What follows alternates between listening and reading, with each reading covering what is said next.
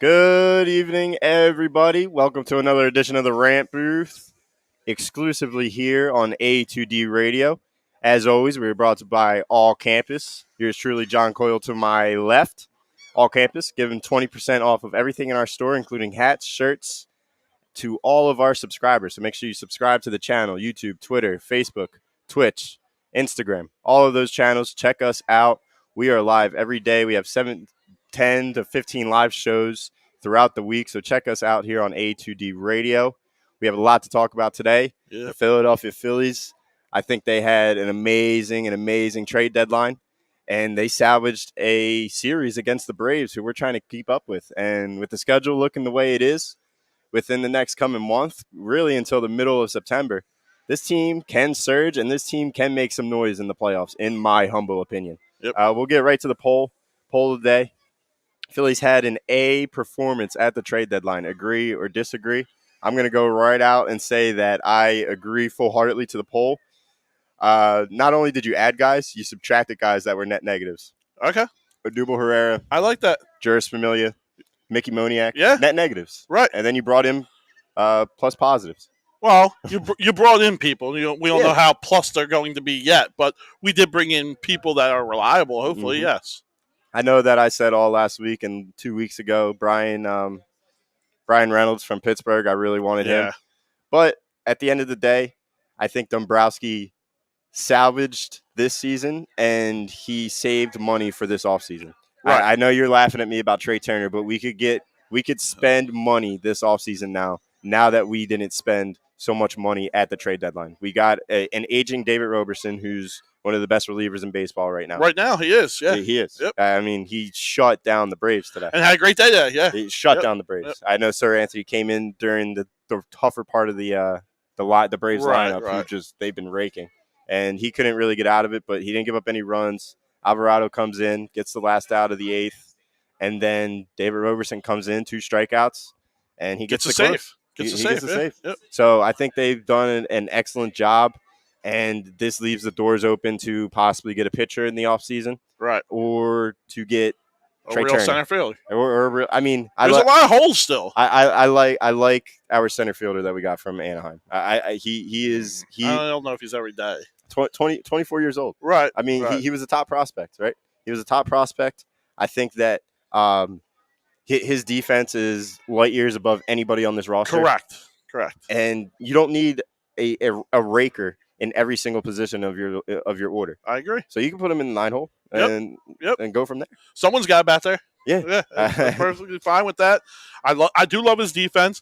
I do think that he's not going to be an everyday player for us just because of the huge lack of offense. I mean, I don't know what he's really going to produce for us. If he bats 225, I guess everyone's going to be happy. Yeah. But what he brings defensively, hopefully it will help this year and maybe moving forward if we do fill in the other gaps. But with right now, you need a shortstop.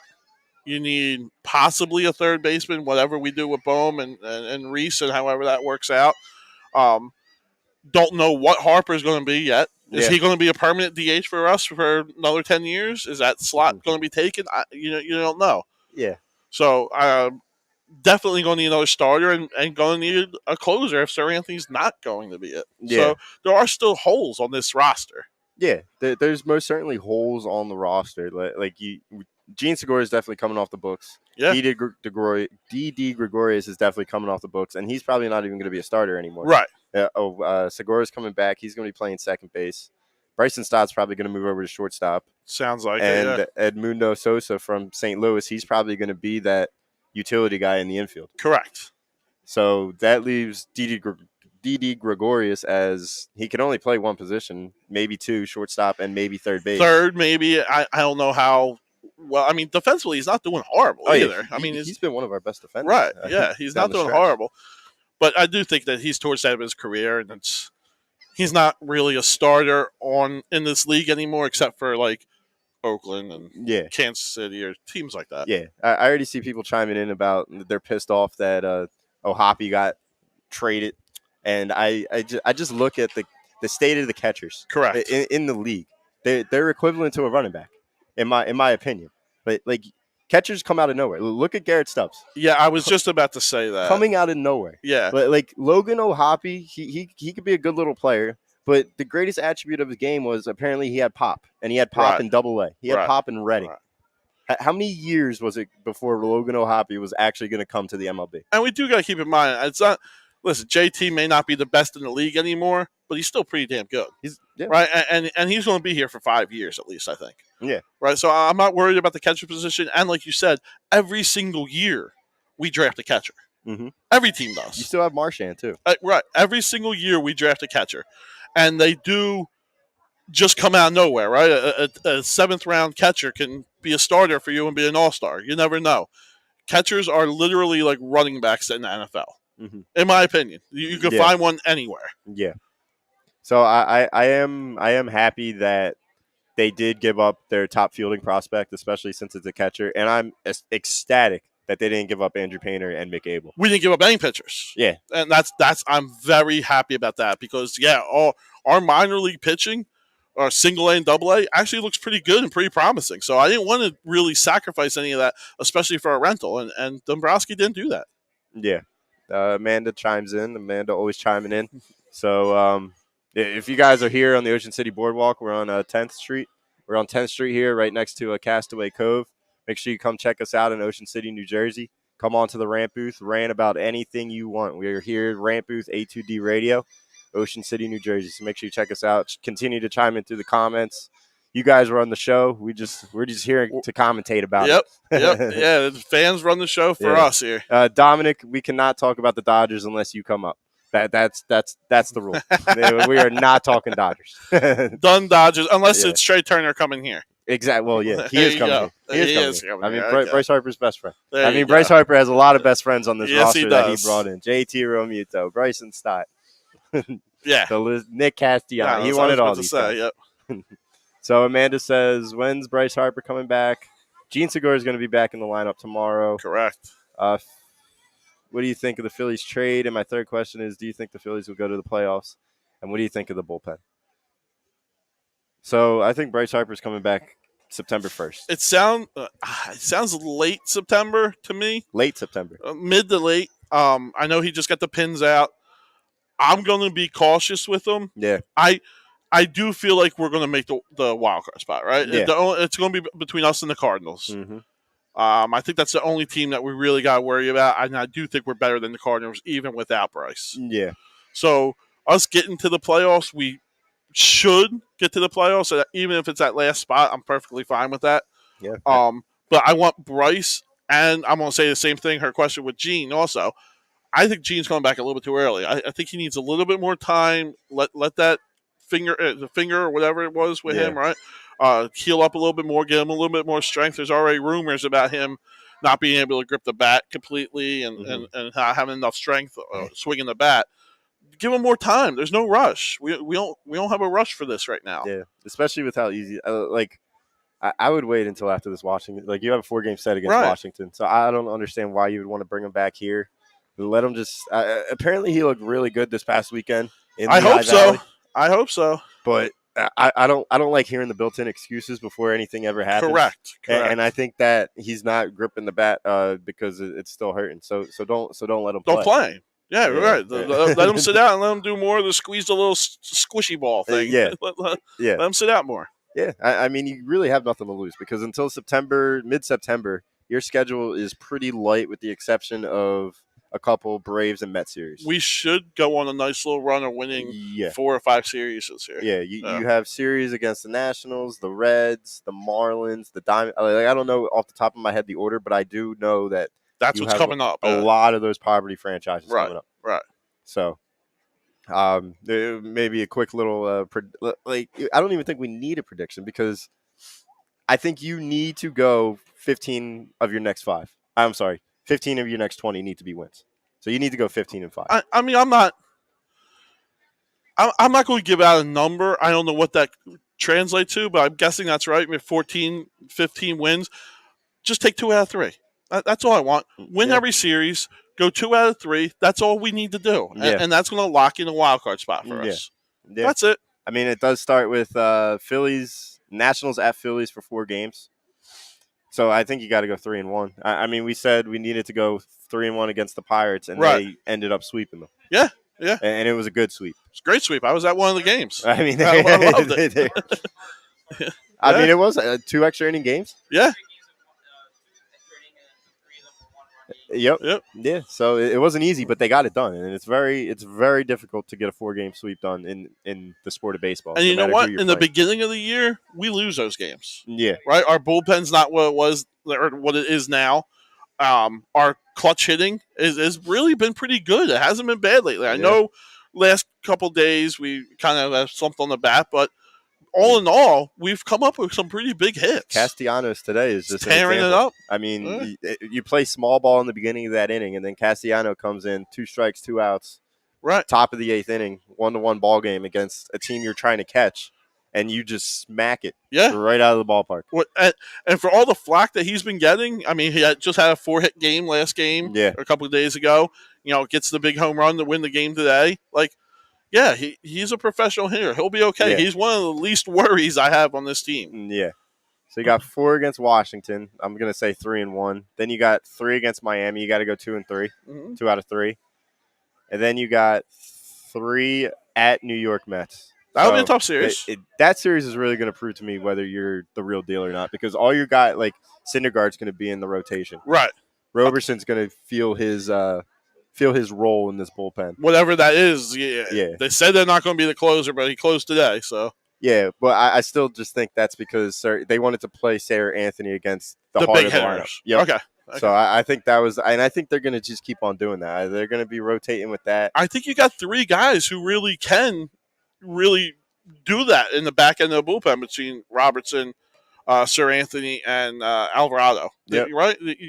I'm okay with anyone. You got lefties coming up, bring Alvarado in. Mm-hmm. You got righties, I'm good with either one of those. So your 7th, 8th, 9th innings, you really Thompson can really go any way he wants with it. Yeah, and you still got Brad Hand. You still got Corey Knebel.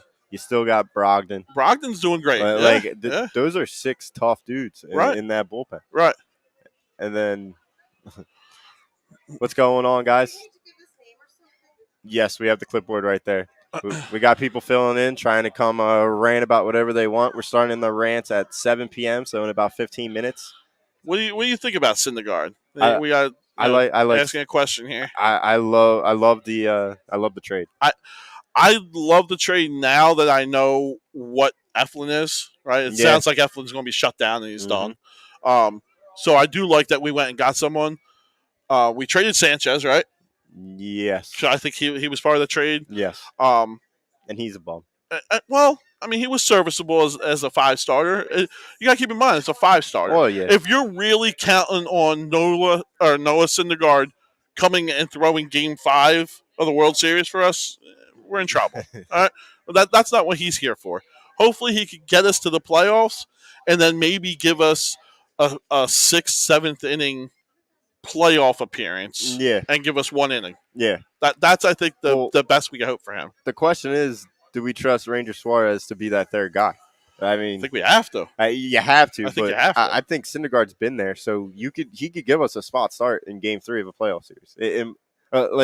If you go 1-1 in the first 2 games, like Wheeler wins a game, Nola loses Game 2. Right. Like, who are you going with Game 3? Game 3 is nearly a must-win game. Yeah, I'm going with Ranger. I mean, that's just to me. Syndergaard is. I'm not going to say he's washed, but he's just not. I don't think he's a big game pitcher anymore. I just don't think he is. I'm holding on to the hope that he was big time on the East Coast in these blue collar cities. I mean, New York, Boston, Philly. That trio of just he played big games, big cities. Yeah. So that's the one thing I'm holding on to. I know his velocity is way down since the Tommy John surgery, but can he turn into a finesse pitcher? Can he turn back on those? Like, he's had good appearances. I mean, his ERA this year is a 3.83. It's not horrible. No, it's not horrible. But keep him. This is what I'm afraid of, is he was really, really good in the beginning of the year, and he's been getting progressively worse, right? Yeah. And now he hasn't pitched since 2019. Yeah. Really? Mm-hmm. So this might be a little bit of wear and tear on his arm. He might be hitting a wall. Yeah. That's what I'm afraid of. Mm-hmm. That's why I didn't really want him in the trade deadline. I'm not mad that we got him, but I'm just not counting on him to go 6-1 like it's a big trade chip for us down the stretch. Yeah. No, I hear you. When we talk about the other guy from Los Angeles, Brandon Marsh. Yeah. I think the city's gonna like him. I mean, just the he look looks of like him, a Philly guy. He looks like a Philly guy. He literally looks like a lumberjack. I mean, right. he's massive, 6'3", 217. I heard the 2020 versions of Jason Worth. Yeah. So that's all I've been hearing. And if he gets a bat like Jason Worth, we're winning the World Series. that is true. Because his defense, I think his defense in left field has been sensational this year. It has. Right. And he's a very good defensive player. If there's hopes for like him coming in and being a leadoff guy for us or something like that, that's just not. Yeah, that's not reality. Yeah. He's a 9-hole hitter, and that's what he's going to be. Mm-hmm. And let's just hope that he, has a good WAR defensively, and gets us a +3 in the WAR category defensively. Yeah. Frank Vespi says he disagrees to the poll. B+, that could be flipped to a pending A depending on how the prospects turn out. So I'm assuming depending on how what was the one? Marsh? No, I think O'Hoppe and then Brett. Brett the ones that we moved. Not Brett Brown. Ben Brown. Yeah. The ones that we moved. Yeah, okay. the video game names that we moved. Right. That are going to pan out to absolutely in nothing. 3 years be Hall of Famers. Yeah, right. If Logan O'Hoppe turns into the next Buster Posey, I will personally give people $100. Yeah, I think the best, to me, the best comp for him is going to be Gary Sanchez. Yeah. Right? He could be a big bat. He's going to be horrible defensively. Yeah. And Gary Sanchez has not had one clutch hit in his entire career. No, he is not. And that's why he's not a Yankee anymore. That is correct. So I think that's the best comp for him. For sure. I don't think he's ever going to be like a Posey or a JT or anything respectable behind the plate. Mm-hmm. Yeah, I hear you on that one. Ryan Swope chimes in. Ryan Swope, I am so happy Phillies didn't trade pitching for position players. I never trade pitching for position players. If I'm trading pitching, no matter if it's a prospect or a major leaguer, it will only be for pitching. I have no issues trading prospects, but sourcing will always be in exchange. Yeah. I mean, I hear it, but if you told me that, I don't know, Juan Soto was available. I was just about to say that. If the guy that everyone knows was available, yeah, I'm unloading the farm for him. Andrew Painter, right. Mick Abel. If we're getting Shohei, I mean, Shohei is a pitcher too. Right, but if we're getting – and hell, I maybe would have even thrown Mick Abel in for a Brian Reynolds. Because I think Brian Reynolds is going to be that good. Yeah, I think he's going to be good. But you're talking Juan Soto. He's pretty much a guaranteed Hall of Famer, right? Yeah. Like I'm trading prospects for that. Yeah. I'm trading prospects for Ohtani. Yeah. Who's going to possibly be a Hall of Famer also. Mm-hmm. And I think Dombrowski was smart enough to realize that you can't give away your eighth best prospect for a Brandon Marsh. No, especially if your eighth best prospect is a pitcher. A pitcher, right? 100%. You now, can't do that. You gave away your third best prospect, which was a catcher. Correct. And catchers are indispensable in this. Dime a dozen, pretty much. Yeah. Exactly. Yep. So, I'm with you on that. The difference between getting a Hall of Famer and getting just a guy who fills a need for us is huge compared to what you're going to give up for that. Guys like Juan Soto don't become available that often. Yeah. And if they do, it's usually from the Nationals who have lost. I mean, they have a Hall of Fame lineup from the people they've lost the last 4 or 5 years. Yeah. I mean, it's similar to the Marlins when they gave up all those guys. Yeah, right. And it'll be interesting. It'll be interesting to see. We got our first ranter. We do have a ranter coming on named Justin from Quakertown, PA, and he wants to talk Phillies with us. So, Justin, just come join in the seat. How we doing today? As we get your mic on. Good. How are you? You're doing well? Yeah. All right. What do you want to talk about the Phillies? What are you thinking about with the Phillies? You like their additions so far this trade deadline? Yeah. I think Noah Syndergaard is going to be good. You think Noah? See, I think Noah Syndergaard is going to be good as well. I think a lot of people are trashing him. I think a lot of people are trashing the center fielder that they got as well because we traded one of our top prospects, which I think it's silly. Yeah. You always trade your prospects for proven talent, in my opinion. So, how far do you think this Phillies team can go this year? I think they can make the wild card, but I don't think they're gonna go much further than winning that. Okay. No, I mean it's understandable because they really haven't been a playoff team for what 10 years now. Yeah, But when the last time the Phillies made the playoffs, it was 2011. How old were you in 2011? 3. 3. So you don't even remember what a playoff baseball game feels like, right? Yeah, Yeah. When in 2011, I was 12 years old. So like during that time of us winning the World Series in 2008, you probably weren't even born in 2008, right? yeah. I was like 1 month old. You were 1 month old when they won the World Series. It was the year before. He was born in 2000. Okay. So when it comes to just having the feeling of like you know what the Eagles' playoffs experience was like, right? Like, Yeah. like you saw like how passionate the city was during that time. I'm actually a Cowboys fan, so Oof. I didn't really care, but Wow, that just ripped my heart out right there. That I was not expecting that. So all right, we'll just skip that talk. How about the Sixers? I think we have a good shot. You do like the this upcoming Sixers year. though. Yeah, All right, so like during like Sixers playoff time, like when you've seen all those big games, how Yeah. excited the city gets. Yeah. That's exactly how it is with the Phillies. Only it's 10 times more in my opinion. Just because baseball can get so exciting from pitch to pitch yeah, when it because every pitch matters when it comes to that. yeah. You know, so it was nice having you on, Justin. Do you have anything else you want to maybe talk about, like Bryce Harper? Do you think? How do you feel about Kyle Schwarber leading off? Oh, that's a great question. I don't think he should be a leadoff hitter. I think we should put Alec Bohm. He's Alec been Bohm. so hot lately. I hear you on that one. I think right now our best leadoff hitter is Jean Segura. I think that once the lineup comes back to fruition, I think it should be Jean Segura, Kyle Schwarber, Bryce Harper, and then you maybe throw whoever you want in that 4 to 7.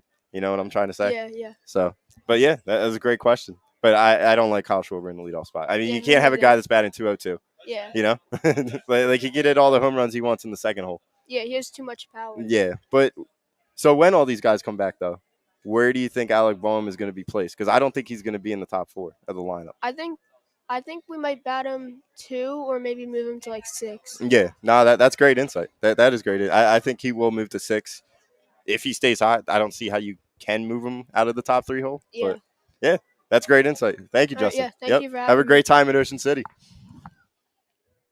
Justin here from Quakertown. He had a lot of great insight. Last time the Phillies were in the playoffs, 3 years old. Unbelievable. Well, hopefully that changes this year. Yeah, hopefully he gets a feeling of what playoff baseball is like. Right. All right. Have a good one, Justin. Take care, Thank you. guys. Yep. Yep. When he told me that he was a Cowboys fan. Oh, is that what he said? I was Yeah. wondering what he said. No, I was asking him about like I want to get like these young kids feel on like what they like have like playoff experience with Right. the 4 teams, like the energy in the stadiums, the energy in the city. Correct. Yeah. So I was trying to bring like a close comparison to like how we feel about the Eagles during playoff time. And then he looks me dead in my eyes and says, I'm a Cowboys fan. I didn't really care about that. I was like, oh, God. And we're moving on. and the mom was right there. I'm like, I didn't want to bash say the kid in front of the family. I was going to say bad parenting because I always say it's bad parenting. Right, when it right, comes that's what I say too. Yeah. Yep. But I wasn't going to do that. No stirring drama 23 minutes into the show. There you go. But it's always fun talking to people like that, and Billy, who I have on the show here too. He always asks all the fans, if you're a 4-for-4 guy, and we don't have that many of them. The kids nowadays are not really 4-for-4s like it was for us growing up. Like, I grew up, you had to be a 4-for-4 in our household. Like that's the only way we were taught. Nowadays, it's just kids like the Dodgers and then the Giants. It's their players. It's their players. They just move on. Billy and I were talking about it last week. Like we brought all these kids on, and he was asking them, "Yeah, are you all Philly?" And we had like maybe 12 guests last week, and I think only 5 of them were all Philly. All Philly, yeah. And then 7 of them were just all over the place. They like one Philly team, and then they like a whole bunch of everything else. Yeah, I mean, it even happens with my friends, like between the ages of 22, 25. Like we have those people that are like, yeah, I'm only a Phillies fan, but then I like the Padres, and then I like the I don't know, the Suns or whatever. Suns, yeah, the Warriors. Like it's horrible. Yeah, and I blame that on lack of management in the city. The just the disappointing factor of what these teams bring us, Right. especially over the past decade, with the Flyers making it every other year, but not making it past the first round, or the Sixers going through the tanking process, and not being able to make it out of the second round. Right. The fact that the Eagles, it took them 50 years to win a Super Bowl. Yeah. Yeah, I mean, I agree. A lot of it is just the day and age that we live in now. Like you said it earlier, the social media and the video game era, where you can make all these ridiculous trades and you could stack up all these teams that you want to play on. And I play NBA 2K all the time, and I do the general manager mode. Yeah. I'm always the Thunder because they have the most, the most draft picks. Yeah. So I want to start off as the Thunder and then build a team around that. Yeah, I mean, I've been doing MLB The Show franchise mode. I'm in 2026 right now. We're on the All-Star game's almost in Philly. Like, I'm pulling up on that season now. Are you the Phillies? I am the Phillies. Yeah. Did you start with the roster? I started with the roster. Now I got like Xander Bogaerts, Trey Turner. Okay. I have no farm system, but I have Bogaerts, Trey Turner, Bryce Harper. You're way over the luxury tax. Tyler O'Neill. Yeah, way over. Adley Rutschman. There you go. So I got all those guys, but like that's basically what the leagues are coming to. That's nowadays. what it is. I mean, that's what the Padres are doing. Yeah, I mean, they just literally said they don't care. The Dodgers have said they don't care. The Yankees say they don't care. At some point, do you think baseball needs to kind of curb this a little bit and figure out how to get these small market teams a little bit more even playing field? Because it is kind of getting ridiculous. I mean, just look what Oakland's doing. Like that's a joke. No, that's a professional team. It is a joke, but in some aspects, baseball is so weird in the fact that you can trade a guy like Juan Soto and give 3 of your top 6 prospects, and all 3 of those guys can just turn into stuff. I was just about to say that. I mean, everyone who's bashing the Nationals for trading Soto, they got a nice haul back. Yeah. They got some nice players back that in 4 or 5 years could definitely get them another World Series. Oh, yeah. I mean, we even see it with the Royals. What the Royals did in those 2 years, where the first year they made it to the World Series, lost it in Game 7. And then the very next year they come back and win it against the Mets. Yeah, and then they sell and start over. All those guys. I mean, they got Billy Witt Jr. now. They had Merrifield they had all these guys. Right. And they have all these guys coming up too. They do. And they'll be good in another 3 or 4 years. And they'll make another run. Circus. Yep.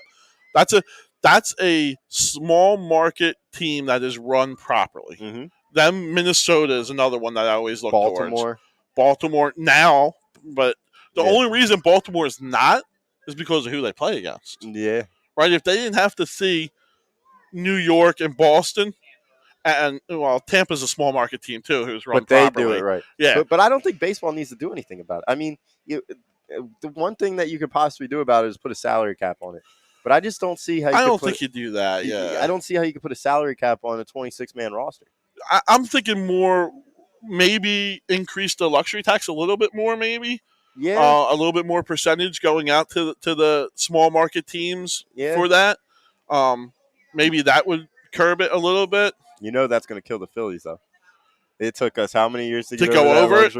And that's why I don't think we're getting a Trey Turner. I don't see Dave Dombrowski saying, "Oh yeah, this is the year where I went over the luxury tax and we still couldn't come close to the Mets or Braves. I'm not going any more over." Yeah, but I look at it this. Well, yeah, I mean, those are big free agents that were out there this year. Though. You got them. You got them.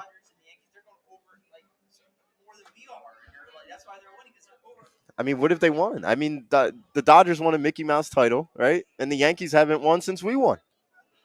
So they're doing all this for nothing. But the Yankees really aren't that far over the luxury tax either.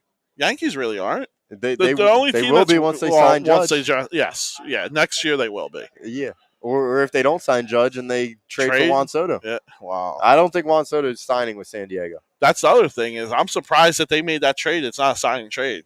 That was just a trade. Well, yeah, he's got 2 more years, but I think he'll be traded this offseason. Right. If San Diego doesn't sign him, if he doesn't accept a deal for them, you have to trade him. Yeah. You can't let a guy like that walk. You have to move him. And he's not going to keep playing unless he gets a contract. So he'll play out this year, and depending what San Diego does, it's going to be a Manny Machado situation. Right. I'm with you. Yeah. And I think he gets traded to the Yankees because I don't think the Padres are going to trade him to the Dodgers. You can't do that. Yeah, they couldn't do that. So, yeah, I mean, well, you'll know in the offseason, right? This offseason, Texas was a big spender. Yeah. Right? Does a team like that go out and make a splash? Does Baltimore think, hey, maybe this is our year to get to go? We're just that one piece away. Right? You never know who's going to jump in the off season. The regular season, the trading deadline, it's a little bit easier to predict who's going where. But in the off season, there are teams that just spring up and go sign a guy. Yeah, I just look at. I feel like the Mets and the Yankees are playing chess. I think they're waiting for the right opportunity to get their guys. Right. I think the Mets want Aaron Judge, and I think the Yankees want Soto. And I just don't see the Padres signing 3 just monstrous deals like that between Machado, Tatis, and then Soto now. Soto, right. I just don't see it, especially with all the pitching that they have. Like they free do agent got some pitching. they do got some pitch. I mean, they just gave $100 million to Musgrove. Yeah. They gave a significant amount of money to Yu Darvish. You got Josh Hader. Is that really going to be a rental? I think they're going to sign him. Yeah. Right? So you got to give some money to him. Mm-hmm. They have a lot of money that they're going to be spending on these guys that aren't theirs. Right. So I think they're gonna do this. They're gonna go all in this year if they don't win. Even if they do win, I think Soto's gone, and they're gonna get back all the prospects that they got lost. rid of. Yeah, that's exactly what they're doing, and it's a smart move. It's a great play if that's what they're doing. If they're really saying we're going to go this year and try to win a World Series, and then package Soto and get back what we lost.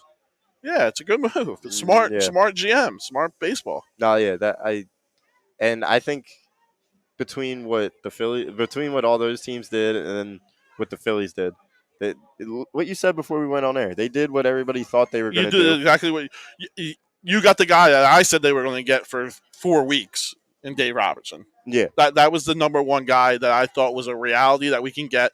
That was a big need that we needed to fill, and then everyone thought we were going to go out and get a center fielder. That was not a reality, guys. That it wasn't going to happen. We did get a center fielder, but he's not the center fielder. We got a very young center fielder who was a top prospect just last year.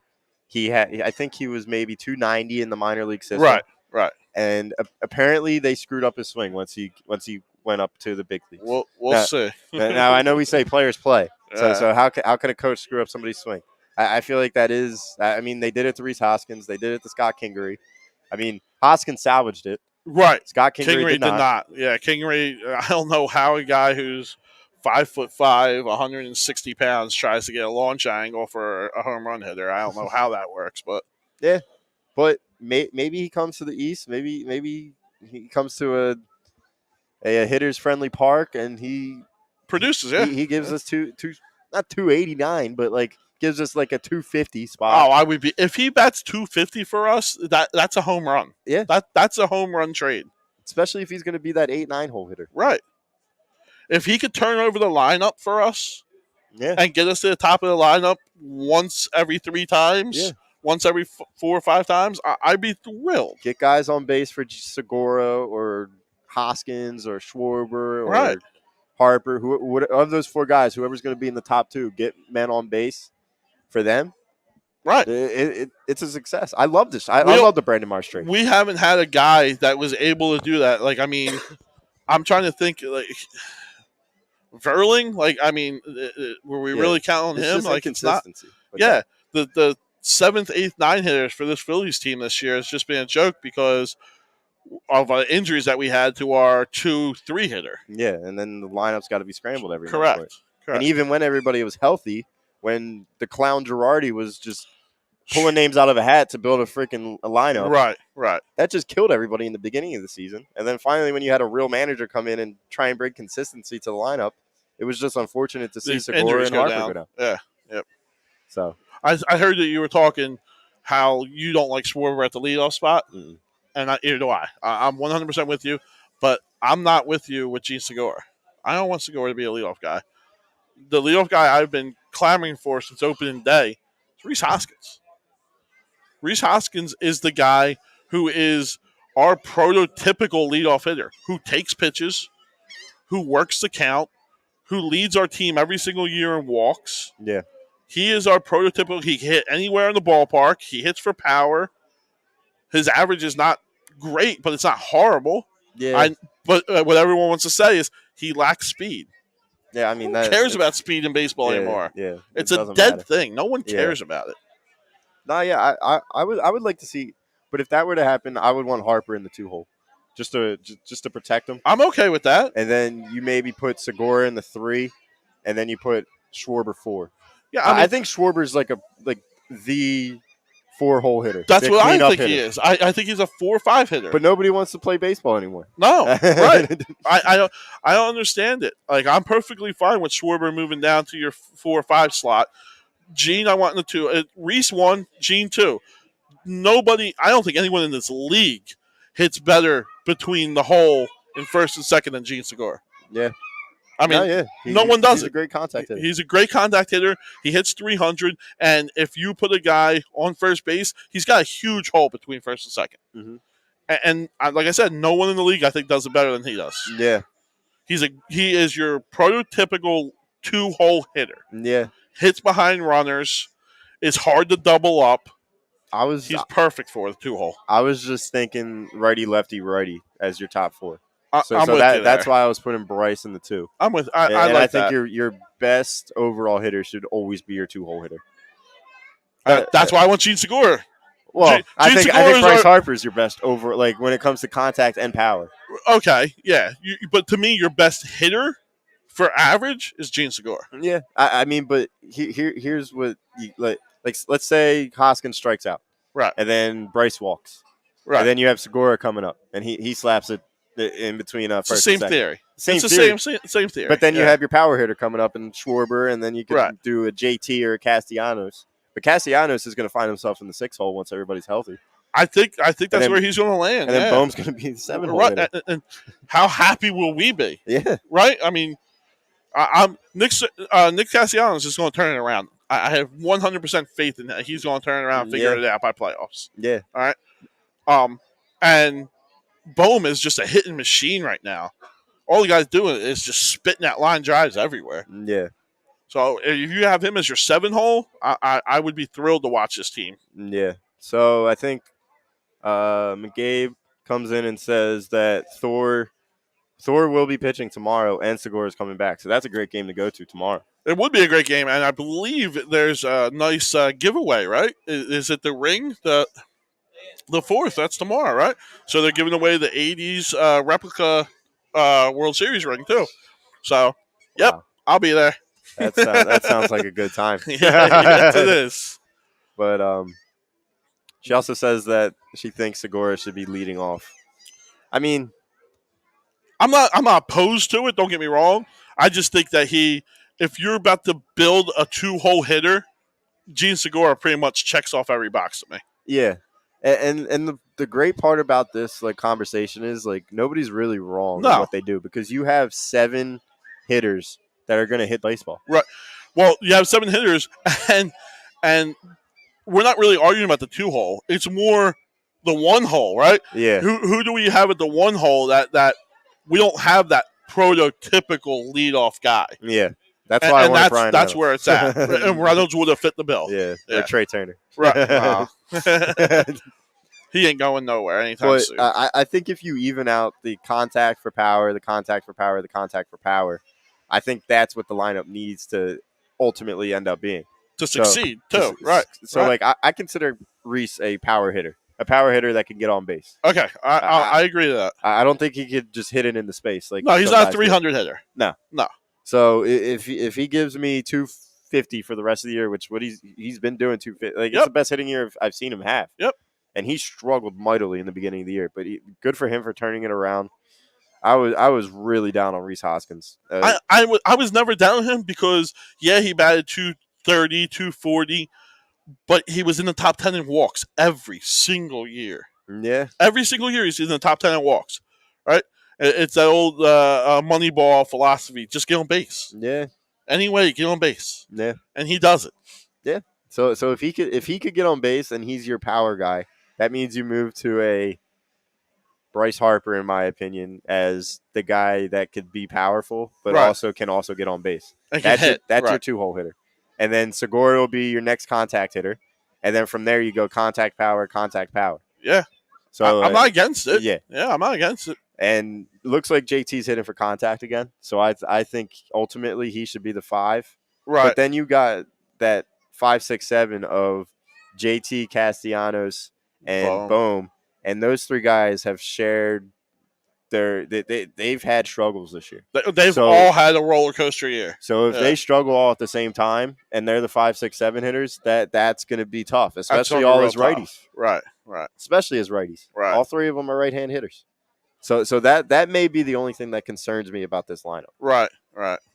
Well, maybe you just switch it up and put Nicky at the 4 and move Schwartz down to 5 or whatever. Switch that up. I mean, listen, Thompson's going to have a lot of options when Jean and Harper come back. Yeah. I don't know if any of them are going to be wrong, and I don't know if you're going to ever have a consistent. Do you go by pitch who's starting against you to what lineup you run? See, I'm always against that. Okay. I think baseball is all about rhythm. I mean, it's a sport where guys need to find their rhythm. Yeah. I mean, there's a reason why when you succeed 29% of the time in this sport, you're a Hall of Famer. Right. And that's only succeeding 29% of the time. Right. Batting .290. Yeah. So, and that if you're a consistent manager that always has your guys' backs, that's hard on them when you need to be hard on them. Right. That's when you're going to succeed. But the number one rule as a manager in baseball, I believe, is throwing out consistency, and that's why Jeurys failed. You're ultimately, I believe you are correct. I do want a consistent lineup, and out of any sport, baseball is the players are creatures of habit. Every single day they do the same thing. Every single morning they have the same breakfast. Every single night they do the same thing before the games, after the games. Yeah. They do the same exact thing. Mm-hmm. So, yeah, I do think consistency is a big thing. It's just hard for this lineup because there's similar guys. Exactly. They're all similar guys, and if one's hot and one's not, it really makes a big difference in this lineup. Yeah, and that's why a Trey Turner or a Xander Bogaerts would be perfect for this offseason. Oh, boy. You have to get one of them. I don't think you're getting You're going to be losing $32 million off the books this offseason. I hear you, but you also have 3 holes to fill. I don't think you have a hole to fill in center field if you get a shortstop. You think Marsh is the guy? I think Marsh can be the guy for the next 5. Like, he's going to be our Pedro Feliz. Okay. All right. The guy that just stick there and hope he gets a hit every now and then. Play great defense and get a hit every now and then. Like, not everybody. I'm with you. I know we all know that, not everybody can be that guy. Right. But you're going to be there's going to be a lot of turnover in the middle of the infield, and the guy that's going to be left is Bryson Stott. You're going to need a guy next to him. How we doing? Yeah, I mean, Stott, we know he can play second base. Yeah. So, going and getting – I'm all for getting a Trey Turner. Yeah. I think it's just going to cost you a lot more than what we think. I mean, you really think he's going to be under $40 million a year? I mean, I think he's going to be over that. He's 29, right? 29 years old. I think you could get him for – I think he's going to sign an 8 to 10-year deal. What's 8 times 32? Just he's not taking that. 8 years, $256 million. He's not taking that. There's no way. He'll get more. To me, Trey Turner's the best player in this league. Trey Turner's the best baseball player in baseball. I mean, in the world. It's hard to argue. I mean, you want to talk about a contact hitter that could also hit for power at times. That could steal bases. That's a Gold Glover. Yep, that's him. He's one of the only ones in the league. Yeah, I mean Tatis is, but I need to see it for a full year too. Yeah, Tatis likes riding motorcycles and Trey Turner. And here's the bigger thing: Trey Turner has never gotten a big time contract. This is going to be his big contract. Yeah, I don't think he's going to miss the boat on it. I mean, I would still pay him. He's the best player in baseball. I mean, you're proven to go over the luxury tax. And who's to say that the luxury tax doesn't go? Luxury tax might go up. Yeah. Yeah, right. Luxury tax might go up next year.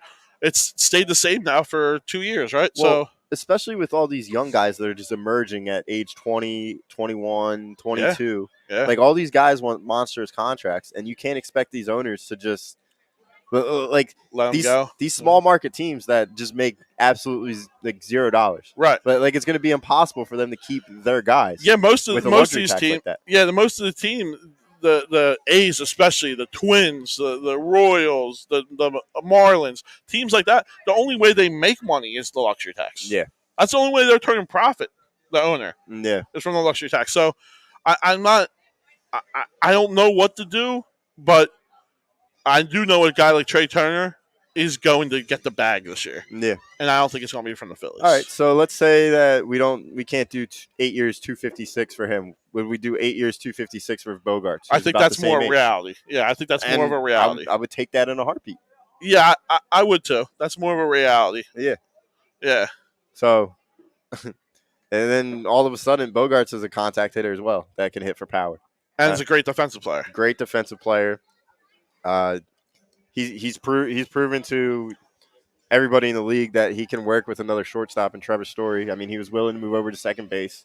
So if Bryson Stott's your shortstop, Xander can play second base. Yeah, true. So. I'm all for that, and I'm shocked that Boston did not trade him. Yeah, I thought he was going to be one guy because they have obviously kind of told him now that we're not going to re-sign you by signing Trevor Story. Yeah. So I thought that was going to be a guy who would be a surprise trade on this trade deadline, but hopefully he is a guy that is in the market to come to Philly, and I would be all for it. Yeah. All right, enough talking about the offseason, I think. I agree with you. I mean, they had a huge win today. We obviously already said Nationals are coming up. The Marlins are coming up after them, then the Mets. Yep. And then you got like the Reds, the Pirates again, the Diamondbacks, the Reds again, Braves, and then I think that Braves series comes up in the middle of September. So then you got the Braves a lot. Yeah. So once that first Braves series comes back in the middle of September, you need to be well above 500. Like I well agree. Above. Maybe 16 games above. I think you need to put a span of 4 games between you and the Cardinals. Oh yeah. If we go into that Braves series next month, 4 games up on the Cardinals, I'll feel a little bit safe. Mm-hmm. I'll feel a little bit safe that we have a wild card spot locked up. But like,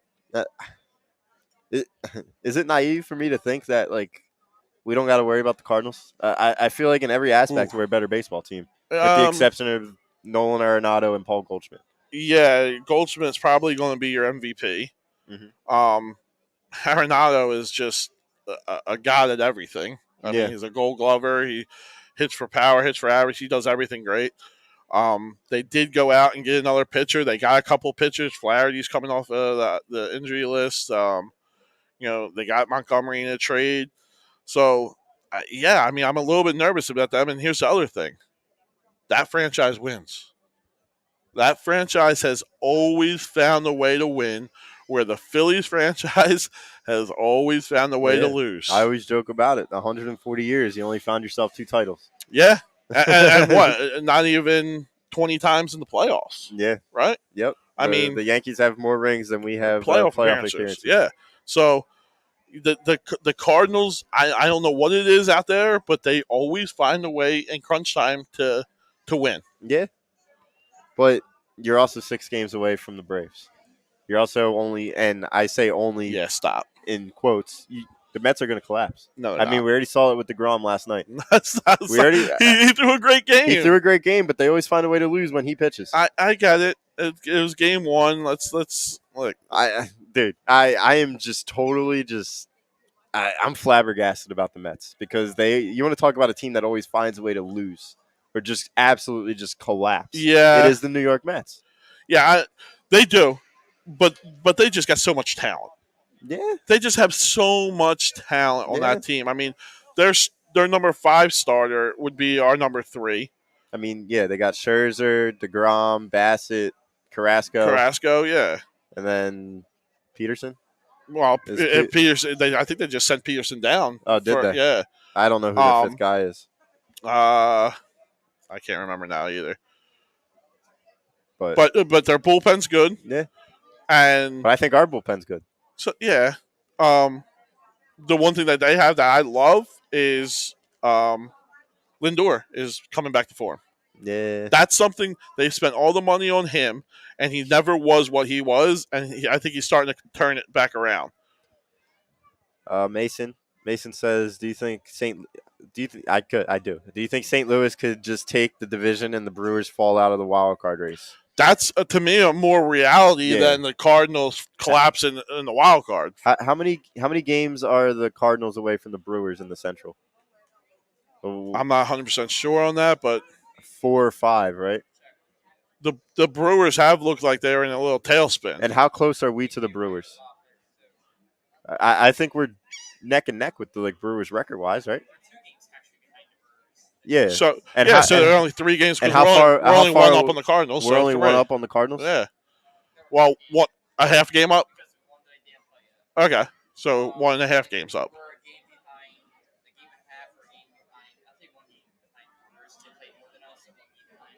Okay. Yeah, so it's close. Yeah. And I think the Cardinals could catch the Brewers. I would feel a lot safer with the Brewers trying to catch us for the wild card than the Cardinals. Yeah, but then again, I would feel a lot safer playing the Brewers in the first round. So with that, well, they get Peralta's going to come back. Yeah. They did trade probably the best closer in the game right now, but their bullpen is absolutely ridiculous. Yeah, I mean they traded absolutely ridiculous. They essentially traded a closer for a closer, and Lamet is a good closer. Solid guy. Yeah, they got Williams, Boxberger. They have a lot of guys in that bullpen. Well, yeah, they're the Rays. They're the Rays of the correct. NL. Correct. Yeah. Yeah. Their starters are good. Their bullpen's good, and their defense is great. Defense is great. They're not going to lose games. They're just going to get beat. Yeah. Phillies will lose games. We'll find a way to lose games still. I mean, we have taken advantage of the Central this year besides the Cubs. Right. No, that's a joke. That was just unbelievable that you lost a 4-game series to the Cubs. Yeah, that was just that hurt. If it comes down to the end of the year and we're out by a game, I'm going to be very upset, and I'm probably going to just not watch sports for a little bit.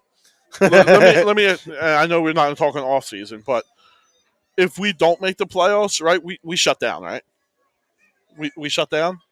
This is now reality. This is our roster, and we're going to go off of our minor leagues now, right? That's what Dave Dombrowski's going to do, I would assume. I mean, Dombrowski's not that type of GM, though. I mean, there's almost no way in hell that you don't make the playoffs this year. Wow, there it is, the Jimmy curse right there. we just got it. I'm just there can't be a chance, right? I mean, there is a chance. Like I just said, if the Cardinals are the ones chasing us, let's say the Brewers have the division kind of locked up, all right, and it's us between the Cardinals, and going into the last series, we're only up a game. I'm not betting on us. Yeah. The Cardinals I'm certainly not betting on us because every time I bet on us, they lose. They lose every single time, like physical bets. Right. Every time I put money on the Phillies, it's a loss. Yeah. I just can't do it against a team like the Cardinals. That's all. Yeah. And I don't think we're catching the Braves. I don't think we're catching the Mets. I think that's a reality. That's not going to happen. They're just getting too stronger towards the end of the year. If we take 2 or 3, if we sweep them, if we sweep them, and then all of a sudden you're 7 games out. A week from now, 2 weeks, a week and a half from now, and you're only 7 games out, and you still have that cakewalk of a schedule up until that Brave series, right? Then I still think you have a shot. Okay. So it's until I see this Mets series whether or not I say they're completely out of the NL East. Yeah. Yeah. I'm betting on us that we're out. I don't think we catch the division leader, and I definitely don't think we catch the Braves. I think it's wild card or bust for us. Mr. Wing, a proud commenter of the Flight Zone. I'm just going to make believe this is Philly Flight Zone, and Evan is older and owns a sports shop now. Wow, that hurts. Because we're not the Flight Zone anymore. I'm not that much older. Come on. we joined up with the Sports Hounds, which has been great. But Yeah. there's no more solo shots between Evan and I There anymore. you go. Yeah. But yeah, well done, Mr. Wing. You want to talk about a Jalen guy? Is he? If we're transferring over to some Eagles talk, Yes, we will. Mr. Wing, always loved Jalen Hurts. I was always a Carson guy, and Right. him and I butt heads over the past year or so. Mr. Wing, I am with you. I am a Jalen guy. As much as I wasn't last year, I was the anti-Jalen guy. This year, I'm all in. I'm all in. Yeah, Jalen Hurts is our guy who is. will lead us to the division and will lead us to the NFC Championship. You heard it here first. Come on. If we go to the NFC Championship game, Jalen Hurts needs to play like Jimmy Garoppolo. Like we all know that. He needs to be a Jimmy Garoppolo. And do you really think that's far-fetched? It's not far-fetched, Okay. but I've never seen him make the throws before in his life. Huh? Like I was talking about it before the show. The guy had everything he needed in Alabama. He had the best offensive line. He had the best coaching staff. He had A+ wide receivers. Yeah. And that wasn't enough. He got benched. He had to get transferred. And nothing has changed since then. But hold on, wait. Did he get benched because of performance, or did he get benched because people behind him were better? In college, it's a completely different animal, right? Because you always are recruiting better players. Yeah, but how much better is Tua Tagovailoa? In college, he was pretty damn good. Yeah, he was great. He was pretty damn good. He was a great college player. But Jalen Hurts was the guy. That was Jalen Hurts' team, and he didn't make the throws. All right. Like it's simple. It's about making the throws across the middle. Didn't they still go with him to start the national championship game? And I thought he came in when Tua got hurt. Is that what it was? Yeah. I thought he started and Tua came in. No, it was the playoff. It was the semifinal. Yeah? It was the semifinal game where Tua got hurt. Jalen gets benched or whatever before the semifinal game, and then Tua gets hurt, and then it's just basically a 2-quarterback system at that point. Okay. But then Tua ultimately wins the championship. Right. Yeah, because he comes back for the championship game. Okay. Listen, I don't really care about that much about college. Yeah.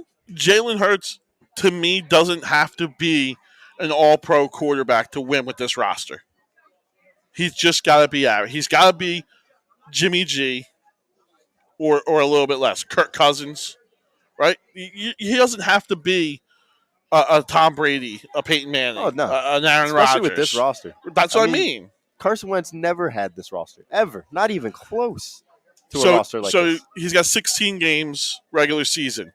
If you give me 10 interceptions or less, we're going to the NFC Championship. I mean, he had less than that last year. And where did we go? We were there. We got shut down. But we didn't have that good of a team as that we did this year either. Dude, that playoff game was as bad as the Mickey Mouse ring. First playoff game for a young quarterback. How many of them win? I mean, he looked bad. Okay. Like really bad. All right. And Seagulls are attacking. Seagulls are all over the place here. Attacking people right now. But you're right. He looked horrible. I mean, it was a running joke for 6 months. I mean, that's the script to shut down that offense. And then people are going to throw it on Sirianni. Like Sirianni didn't adjust his entire offense for Jalen Hurts to win. Right. No, I'm not putting that. At some point, especially playoffs, when you're playing good teams, Jalen Hurts is going to have to win you a game. Well, yeah. He's going to have to throw you into a win. I mean, that's why I can't say he's the guy until I see him play in a playoff game and to see how he plays in a playoff game. Well, he is the guy. No, he definitely is the guy. Right. But if we're struggling here's another thing. The schedule is very favorable for us this year. We just went over it. Exactly. We were just talking about it, yeah. I mean, they're favored in 13 of their games. So Vegas has us right now. They just released who's favorite and underdogs for the NFL season. The Eagles are favorite in 12 games. They are underdogs in only 3 games, and we are even with Green Bay in the points. So that Vegas has us going 12-3-1. Yeah. If you go off of that. Or 17 games now. So 16, right? No, 17 now. 18 weeks. Like last year. Oh, you're right. I'm sorry. Sorry. So would it be 13-3-1. 13-3-1. Sorry. So yeah, that's a bye, right? You go 13-3-1. That's a bye. I think that's home right? field. That's home field. Yeah. So if that's what Vegas is saying, I'm not going to go against it. Yeah, I mean, we got a lot of indifference in the chat. Mr. Wings for the Hertz. Swope is half Donovan McNabb. Always had a great O line, but he didn't have receivers other than T.O. He had the time in the pocket, but still missed receivers. I mean, I feel like Donovan McNabb is light years above Jalen Hurts. Yeah, so do I. Especially with just reading defenses and knowing what you want to do right off of the snap. I think Jalen Hurts is way, way under that, but he does make up for it with buying time. Well, yeah. Right? You buy time, you buy wide receivers time to get open. Yeah. And that's pretty simple football. You know, what we call it, the backyard football, just schoolyard football. Yeah. Jalen Hurts could do that. Right? Yeah. And he did that last year and got to the playoffs. Say whatever you want. Weak schedule. We didn't play anyone. Even the teams we played, their quarterbacks were hurt or whatever. We got to the playoffs. And that's all you can ask for from a guy. Yeah. Now we got to the playoffs. Now the next year you need to take the next step. Yeah. Get to a playoffs and win a game. Yeah. And that's where we're at. For anyone to just bash Jalen Hurts just for the fun of it is because he has a weak arm. You're doing it for no reason. Yeah. You're wasting time. Yeah. Just real quick. Carson Wentz never had the line or receivers. He got hit after hit and took so many bruises and got injuries as well. He sounds like me. Wentz did hold on to the ball too long and a lot, so some of it was on him. But Wentz became afraid and had in his head, am I going to be hit or am I going to get drilled? Then that affected him, throwing him. Yeah. So basically, he's right in saying that. That is all right. I mean, Carson Wentz did kind of get the shaft here. He did. But at some point, and even with Jalen Hurts, you have to cut bait. And the point was with Carson, we had to cut bait. I was a big Carson guy. I wish he stayed. I really did. But at some point, you had to cut bait. Yeah. All right. Same thing with Joe Girardi. You know, we came in the year, so we signed Joe Girardi. He's a World Series championship coach. He's going to change this franchise. Well, it just didn't work. You had to cut bait. It's going to be Doc Rivers next. Right, and Doc Rivers is going to be the next one. You're right. Yeah. But it's the same thing. Ben Simmons. You had to move on. Yeah. And I do think it's going to be Jalen Hurts. If you don't do it this year, if you don't take a step forward, which is only one thing, win a playoff game. Yeah. If you don't do that, then it's time to cut bait. Yeah. All right. Just transitioning to the people that he's going to be throwing the ball to. Yep. So we look at A.J. Brown. Obviously, he's most likely going to be the lead guy. I'm hoping that he gets at least 1,000 yards. Should. And now, will he, is the question. And then you look at the Heisman Trophy winner in Devontae Smith. What's he going to do? What's our slot receiver going to do? Is that going to be Quez Watkins? Is it going to be Jalen Reagor? Is it going to be Zach Pascal? Right. What's the tight end going to do? You just paid him big bucks. What's the running back going to do? He's on a contract here. Yeah.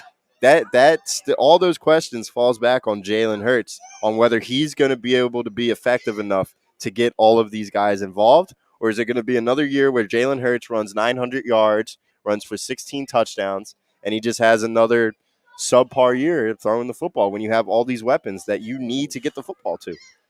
Like, it's about a business. It is a business for your playmakers. The way that they're going to make money and provide for their families is they got to produce.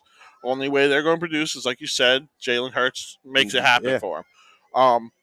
I as a fan, I don't care. And it's easy to say that, and it's hard to watch it, but I don't care. Run for 2,000 yards. Yeah, but playoff time, you're not going to be able to do that. Who says that? I mean, we saw it last year. Like, they're just going to stack the box. I mean, Tampa Bay drew the outline of what you need to do to beat the Philadelphia Eagles. Right. We had that cakewalk from after the Chargers week up until week 17, and then we got screwed. We got beat by a better team. Well, yeah. We got beat by a better team. We got screwed because our quarterback couldn't throw the football. And this year he has weapons. Devontae Smith isn't going to want to stay here. Like, look at Baltimore right now. They have no weapons, and it's because Lamar Jackson can't throw the football consistently. I am agreement with you. Is that what we're going to be in 3 years? We could be, yeah. And I don't want to be that way because how many playoff games have the Ravens won? We could be. I'm more on the line, though, that our coaching staff is not going to allow that, right? Lamar Jackson is a home run thrower. He throws deep. He's either running or he's throwing deep. All right. Yeah. I don't want to be that. I think Jalen Hurts can really run a prototypical West Coast offense where it's bubble screen slants. Yeah. And that's what I want. But He can do that. He can do that. Yeah. Right? There's no reads in slants, right? My guy beats my guy inside, that's it. Yeah. Right? If not, take off. I just saw a lot of instances last year where Quez Watkins was streaking wide open down the middle, whether it was a crossing route or a slant. Right. And Jalen either A, didn't see him because he couldn't get past that first or second read, or B, he was already darting to the right. Correct. Escaping the pocket. Right. And you hope it gets less and less the more you go. But again, I don't think that's what this offense is going to be. Yeah. A.J. Brown, Devontae Smith, what are they? They are good route runners. Yeah. They're good route runners. Quez Watkins is a great route runner. And they are fast, don't get me wrong, but they are precise route runners. They can win inside slants. Mm-hmm. They can win bubble screens, step backs, right? So we can do that. And I'm okay with running that type of offense. I'd be okay watching it. So essentially, Sirianni needs to set up just those quick 5-yard routes. But like kind of like how the Giants roasted us when the Giants had Odell. That's it. Like Sterling Shepard. Yep. Where you're just throwing it across the middle. Get the ball to your playmakers any way you can and let them make plays. Yeah. I mean, I would love to see that. And if that's going to be on Sirianni and we start blaming Sirianni that, he's not doing enough of those plays for Jalen to succeed, then yeah, that's on Sirianni. Okay. But Sirianni's got to see that by now, right? Well, first of all, that's not what Sirianni wants to be. Exactly. Right? And that's not what Jeffrey Lurie wants to be. He comes from the branch of let's get out and sling it around the field. Let's throw it 50 times and see what happens. You're not going to win with Jalen Hurts as your quarterback that way. Yeah. That's not going to happen. You need to throw the ball 30 times, and it needs to be 75% of them need to be 10 yards or less. Yeah. And we saw that when Howie Roseman and Jeffrey Lurie were shopping quarterbacks this offseason. Right. I mean, we were in on the Russell Wilson sweepstakes. Correct. Yeah, everyone knows Jalen Hurts is not going to be a top 15 quarterback. Yeah. The question is not that. The question is, can you win with Jalen Hurts as a not top 15 quarterback? Yeah. Yeah. And that question is not to be answered until the end of the year. Yeah. He needs to be Jimmy G. Who is not a top 15 quarterback. Exactly. I'm with you. He's flirting around 15. Right. He might be top 20. Just like Jalen is. They might be top 20. Both of them are between 15 and 20. Right. In my opinion. Right. And I think Carson is San Fran right has there. won. San Fran has won with them. Super Bowl and NFC championship. Yeah. I do think the Eagles could do it. I think they have the roster. They have the coaching staff. I am 100% behind Nick Sirianni just because I saw what he did last year. Yeah. Right? I'm all in on Sirianni. I know he can make adjustments now. Yeah. I want to see what his actual offense is, though. And you're not going to see that until you get a quarterback that can throw the football. Yeah, I think it's gonna be what it was in the beginning of last year, right? The first 4 weeks, he wanted to sling it around. Yeah. He wanted to sling it around. He's going to try to do the same thing this year. Yeah. And if it doesn't work, hopefully he makes the adjustment. And people are going to be pissed. People are going to be pissed. If we go 2-2 to start, and it's You're because we're trying to sling the football around and the quarterback just can't do it. Right. The city's going to be in pandemonium. And it's going to be this is Jalen Hurts' fault. No, this is Nick Sirianni's fault. And the bottom line is this franchise wants to throw the football. This franchise got weapons to throw the football. And there's going to be that 45% of people that are going to be all on Jalen Hurts saying, this offense isn't for him. And you're right. And it's probably not going to be for him. You're going to get the clamoring for Gardner Minshew. And I'll be the first one on that bus. You're going to get the clamorings to get rid of Jalen, and like our man here, Kyle says, we got to go get C.J. Stroud, or we got to go get one of those rookie quarterbacks to really make this team be as effective as they can be. Yeah, I'm not that guy. I'm Jalen Hurts. Make it happen. Yeah. Well, yeah. We were talking about this before the show. Yeah. It's the second year when these guys take off. Lamar Jackson won his MVP the second year. Right.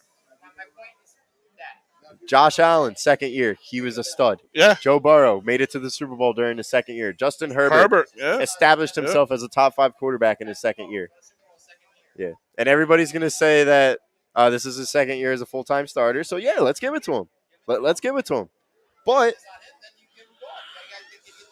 it's just I have not. I'm with you on that. Yeah. Yeah.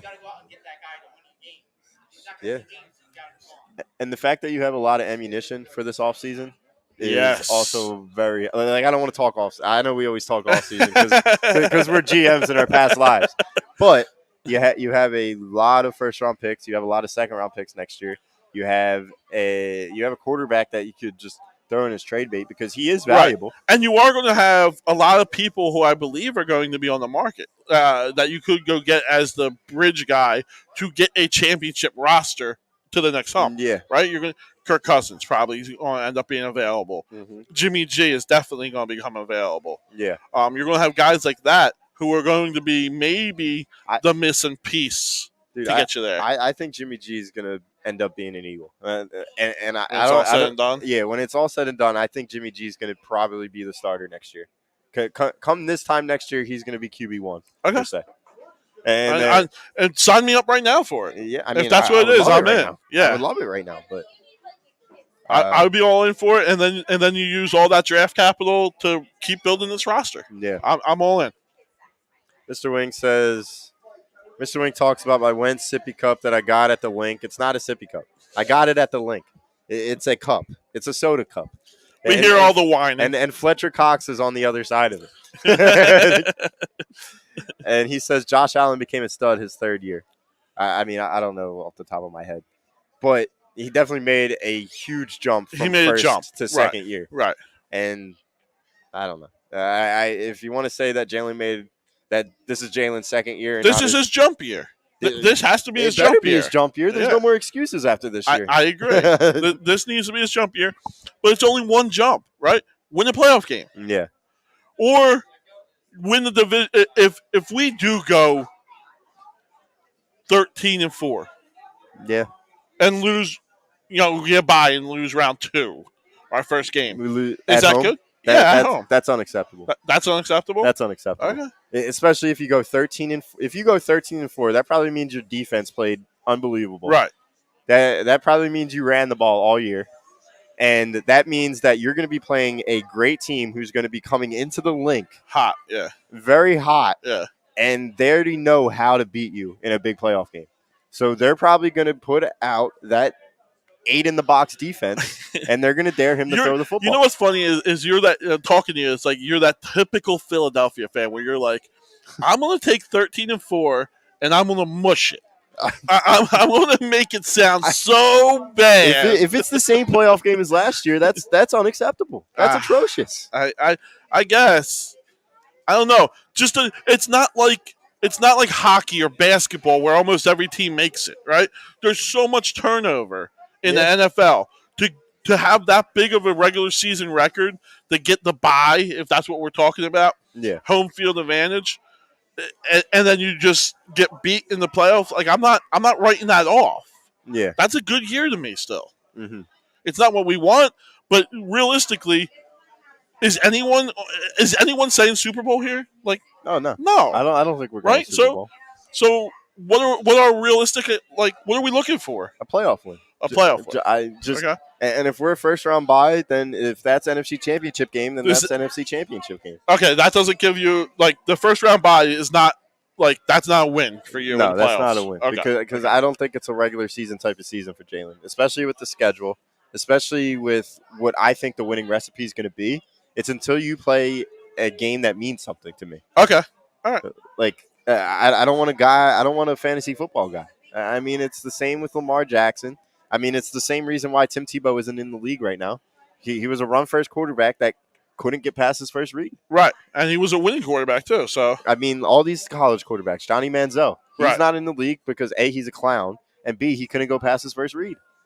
Right? I'm kind of in agreement with you. Like, I don't think Jalen Hurts will ultimately be that, but I don't think he's going to ultimately be a Pro Bowl type of player. Yeah. I mean, it seems like the consensus of the fans are saying, like what Mark says right here. I'd say it depends on how we lose. Jalen plays well and we lose by a couple due to a defensive mistake or something dumb, I'll take it. But if he can't throw the ball at all and we lose by 20 again, he's out. Like it's fair. It's fair to say because it is fair to say, but you also just can't say he's out. Like, you have to say he's out and I have this guy in. But 4 years from now, are we going to be the Ravens where we have nothing around us? Like Devontae's going to be signing with another team by then if Jalen still can't throw the football. Right. Is A.J. Brown going to sign another contract if his best year was 950 yards in the 4 years? Probably not, yeah. I mean, you'll have to go through the draft again. I don't know. Yeah. I don't know what else to say. I'm not getting rid of Jalen Hurts and saying, "Yep, C.J. Stroud, I'm doing whatever I can to get him." Well, yeah, I'm not doing that. I'm out on that too. But I would go after a Jimmy G type of guy. Like I would have to look at the rest of the market, but so you're not. So, and that's what I'm saying. But you're not looking for a franchise quarterback. You're just looking for not yet a guy. Yeah, I mean, okay. I'm looking for a guy that could fulfill this roster now. And then when the time comes, you trade up and you go get the right guy in college. And then that right guy can be a stud by his second year. Okay. And next thing you know, we're in the NFC Championship game. But then are you going to pay him? Right. Like that's the thing. Like these contracts are getting out of control. So especially the quarterback. If you just keep on going pattern to pattern where like you go get that bridge guy and then you get your rookie quarterback for 4 years. Then you got to go back to a bridge guy. And then you go to a bridge guy and then you get your rookie quarterback. And that's why I love this organization. Right. Because as much as I bashed Howie, he does it the right way. He does it. Yeah, he is. He in a way, he got screwed with Carson. Yep. With how it went down. Now, that wasn't part of Howie Roseman too, not putting the right pieces around him. But Carson, who would have thought that Carson Wentz would turn into the biggest baby of all time? Well, that's true. And you're right. Let's give credit to Howie for biting. Well, salvage it definitely, but biting that bullet. Right. We signed Carson before Dak, before who's the other one? Carr and things like that. Like, so we got the friendly contract. On what we thought was the franchise quarterback. Well, yeah, I mean, as the years keep on going on, you keep on seeing how Carson's going down and down and down on highest paid quarterback in the league. Correct. Like it was a team friendly contract. Right. And you hope how we could do that again, right? You hope we could find that guy. Like you said, if we have to go to a bridge and then get a rookie or whatever, or just go and get the rookie, that Howie can sign the franchise quarterback to another team-friendly deal to where we could keep the roster that we have. Yeah, and he's going to have to keep on flipping these picks for more picks the following year because that's the only way you go up and get a top 10 guy. Correct. So he's going to keep on having to do this. If we don't get it one this year, we're trading 2 of these picks. For more picks next year. Yep, until we get the guy. Turn it into the guy. And that's smart. That's smart. And if C.J. Stroud is the guy, he has an unbelievable year again this year. Like I'm not really all that for Ohio State quarterbacks. Right, but if he actually is that guy, then turn those 2 picks to go get him. And then throw in a Hurts or whatever you want. Right. But I saw an interesting thing. John Lopez says Hurts' first year as a starter and makes the playoffs, give the guy a chance. Thank you. That's what I'm saying. How much more can you ask from him? How much more can you ask from him? Yeah, but people are saying that I'm already putting the doubt on him. Right. You're already mushing a 13-win season. Yeah, but people are getting pissed off about the if part of it. Right. But I'm just saying what I've seen his entire career. Like the guy hasn't changed his entire career. And you built this roster to throw the football. So throw the football. Jalen, time's yours. Let me ask you, how many teams right now do you think has their franchise quarterback? 10. You think there's 10? Yeah, I think there's 10 legit quarterbacks in this league. All right. So you're saying more than 2/3 do not have their guy? Yes. All right.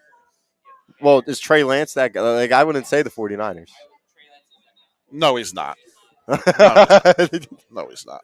No, I'm saying like 10 established, guys right now. Like Herbert, Burrow, not in any particular. Burrow, Brady, Rodgers, Mahomes, Wilson, Jackson, Allen, Kyler, Derek Carr, and Dak.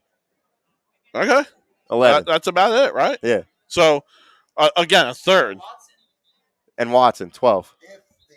It- Well, yeah, if he plays. So Well, he's going to play third, eventually. A but- third of the NFL. My point is, Yeah. not every team has their guy.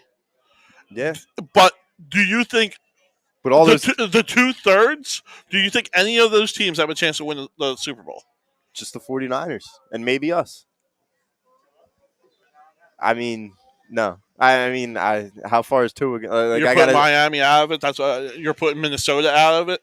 Yeah, Kirk Cousins isn't the guy. Okay, I like Minnesota this year. I have but Minnesota like, in the playoffs. But those guys like Tua. Yeah.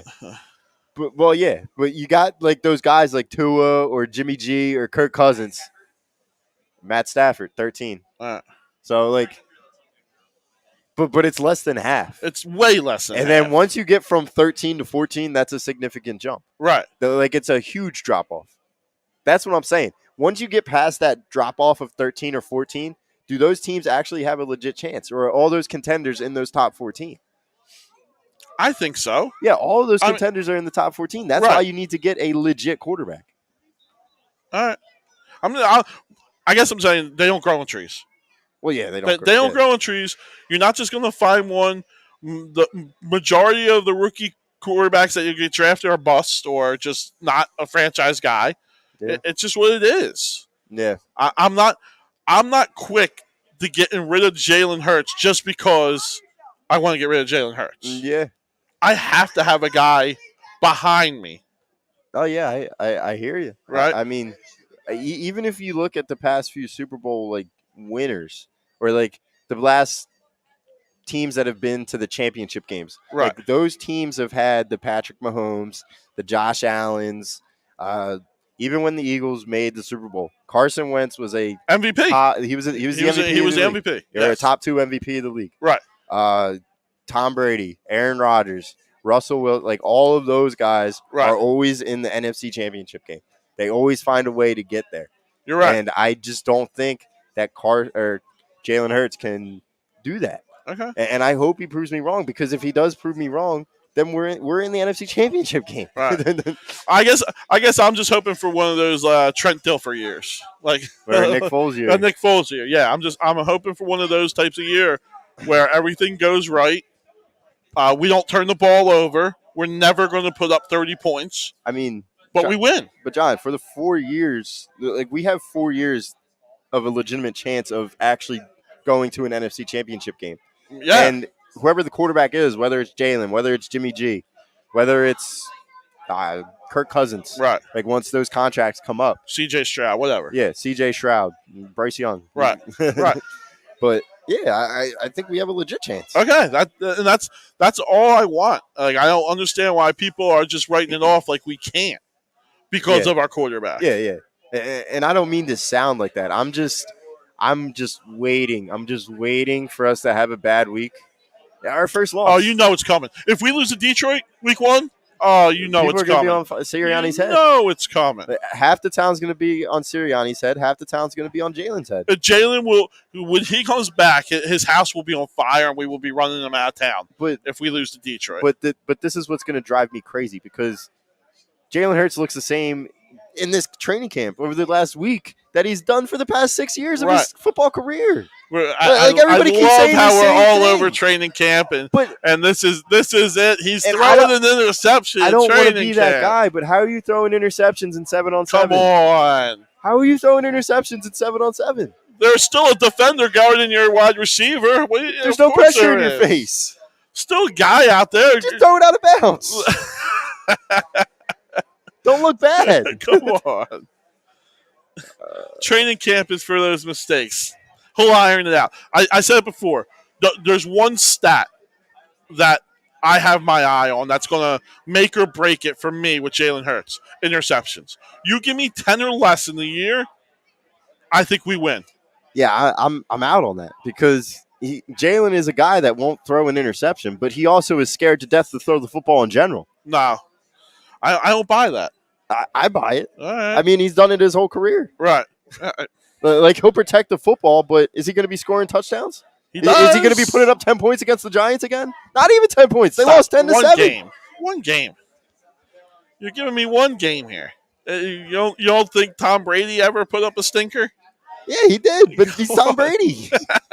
Jalen Hurts isn't going to be Tom Brady. No. No, I just don't. This is horrible, like wishful thinking, but the second that this offense comes to fruition and we are throwing the football around the field to our weapons that we acquired, right, and it's just not working out, and we start losing football games 21-13, right, and people start throwing it on the head coach instead of the quarterback, that's what's going to drive me insane. I'm with you. I'm with you. That's why I'm putting it out there right now.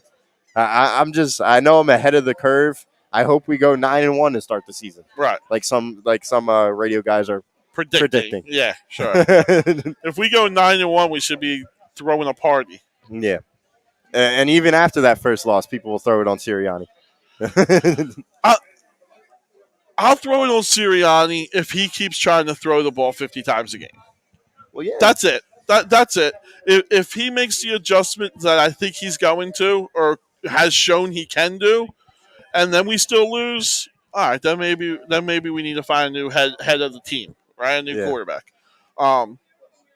But right now, I think Sirianni's not going to be the issue, and I don't think Jalen Hurts is going to be the issue. I think this team is built to win. No, yeah, that's it. They are one. I love. So let's go roster. win. I definitely. I want to clear the air. I love this roster. I'm all for Jalen Hurts. I know he's the guy. I know he's QB1, and I am praying to the good lords above that he does come out on top. He does throw the football, and this offense does become a little bit more dynamic. But you have to throw that part in there. Like, you have to just jab that he throws the football. Like, I need it to be more dynamic. I need it. I can't go 60-40 with rushing again. You're not going to win. Like, look at the Titans. The Titans have never won with Derrick Henry. If Derrick Henry doesn't get hurt last year, do they not have a legitimate chance? I mean, the Bengals. Yes, they do. They can't. They were the 1 seed last year. They're going to win a shootout against the Chiefs or the Bills. Why does it have to be a shootout? Because they're a passing football team. Doesn't mean it has to be a shootout. Yeah. It doesn't mean it has to be a shootout. You guys are acting like every passing offense, they put up 50 points a game. They don't. The Eagles had a historic year running the football last year, and they couldn't put up points against a good defense. Correct. So what were the Titans going to do against the Bills, who had a good defense?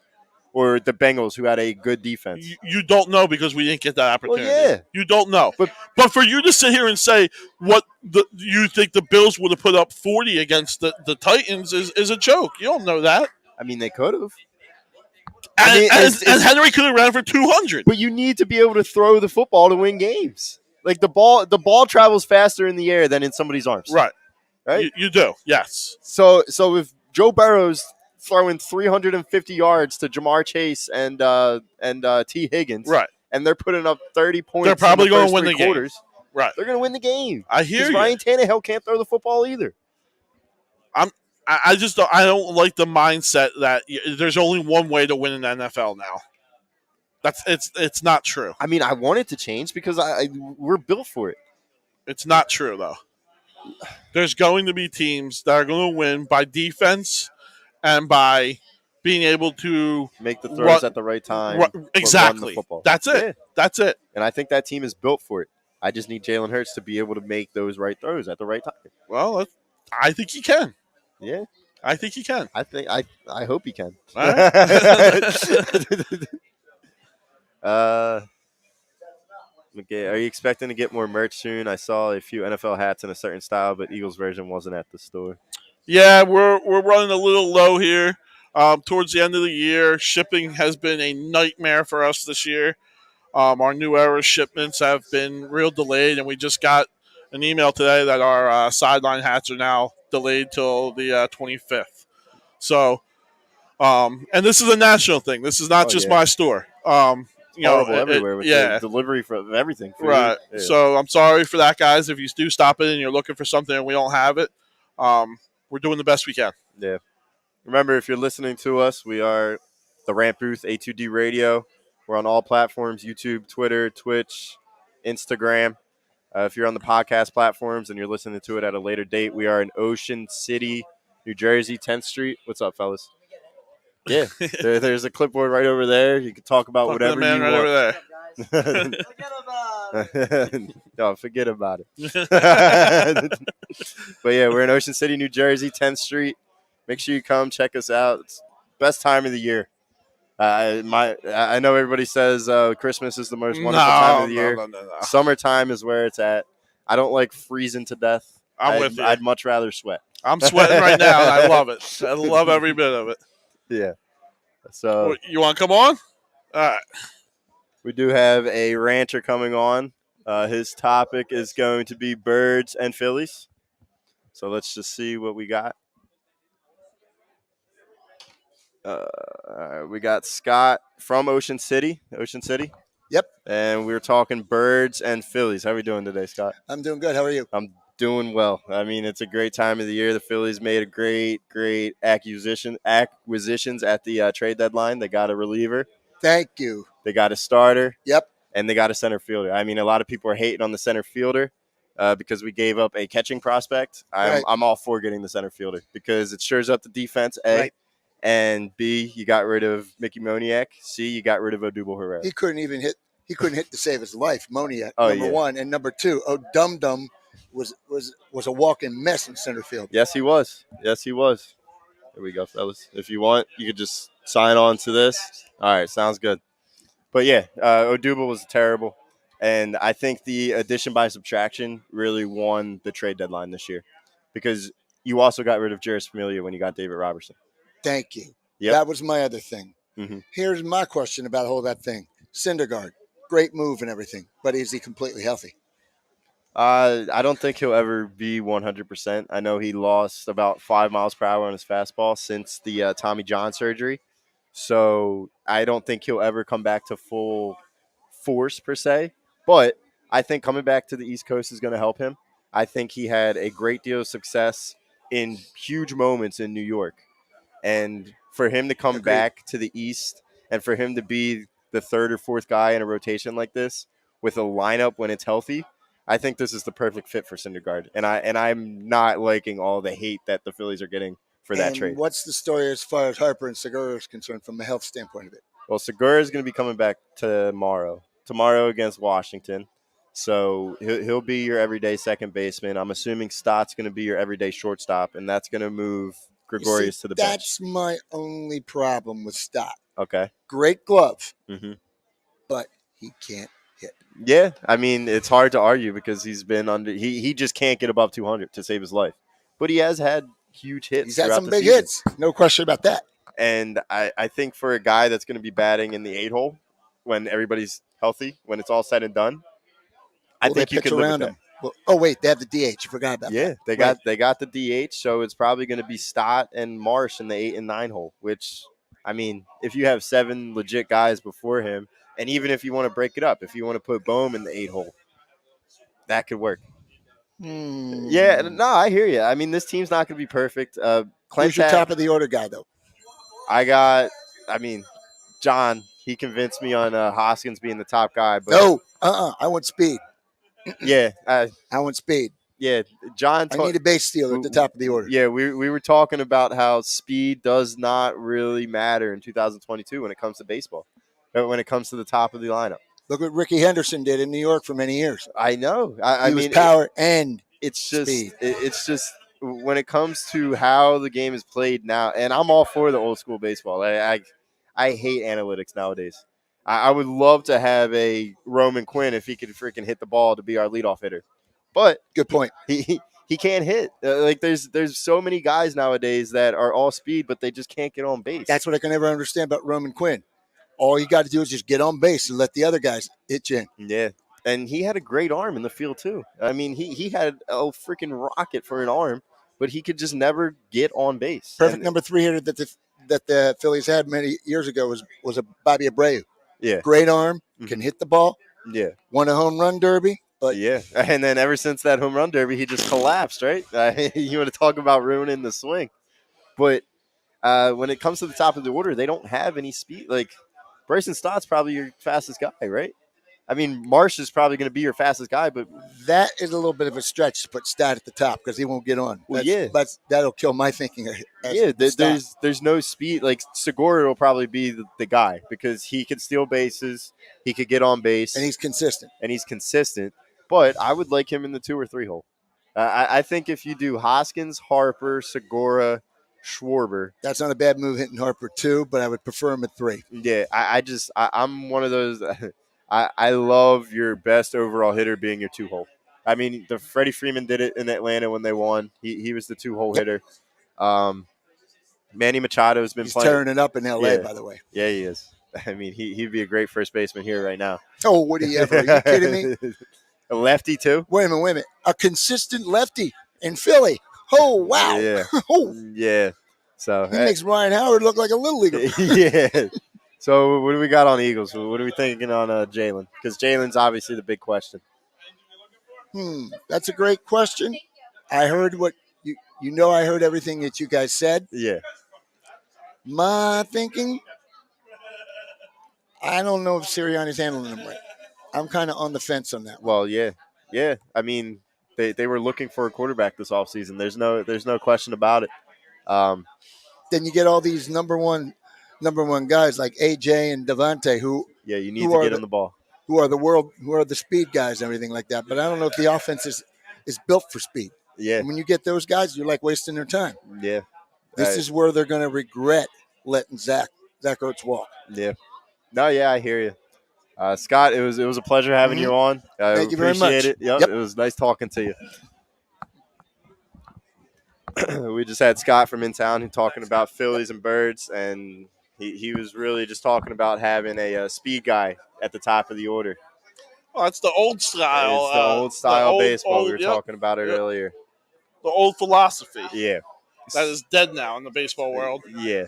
And just to get back at the top of the order, just as we got about a last segment of the show here. Okay. We're in the Ramp booth, Ocean City, New Jersey, Agree to Disagree Radio. Talking about the top of the order, Ryan Swope says that Bohm should be in the 2 hole. I can't agree to that. I just don't think that he has the swing or the mentality, the consistency to be a 2 hole hitter. Like we all love when he bats 443 in July. Right. But he's not going to be able to keep that up. And when it comes to the top of the order, I think you had it spot on with Hoskins. I like the Hoskins, Harper, Segura. I like that as a 1, 2, 3. I like Harper, Segura, Hoskins, Segura, and Bryce. Yeah, because if if Hoskins strikes out, I much rather have Harper come in and save it.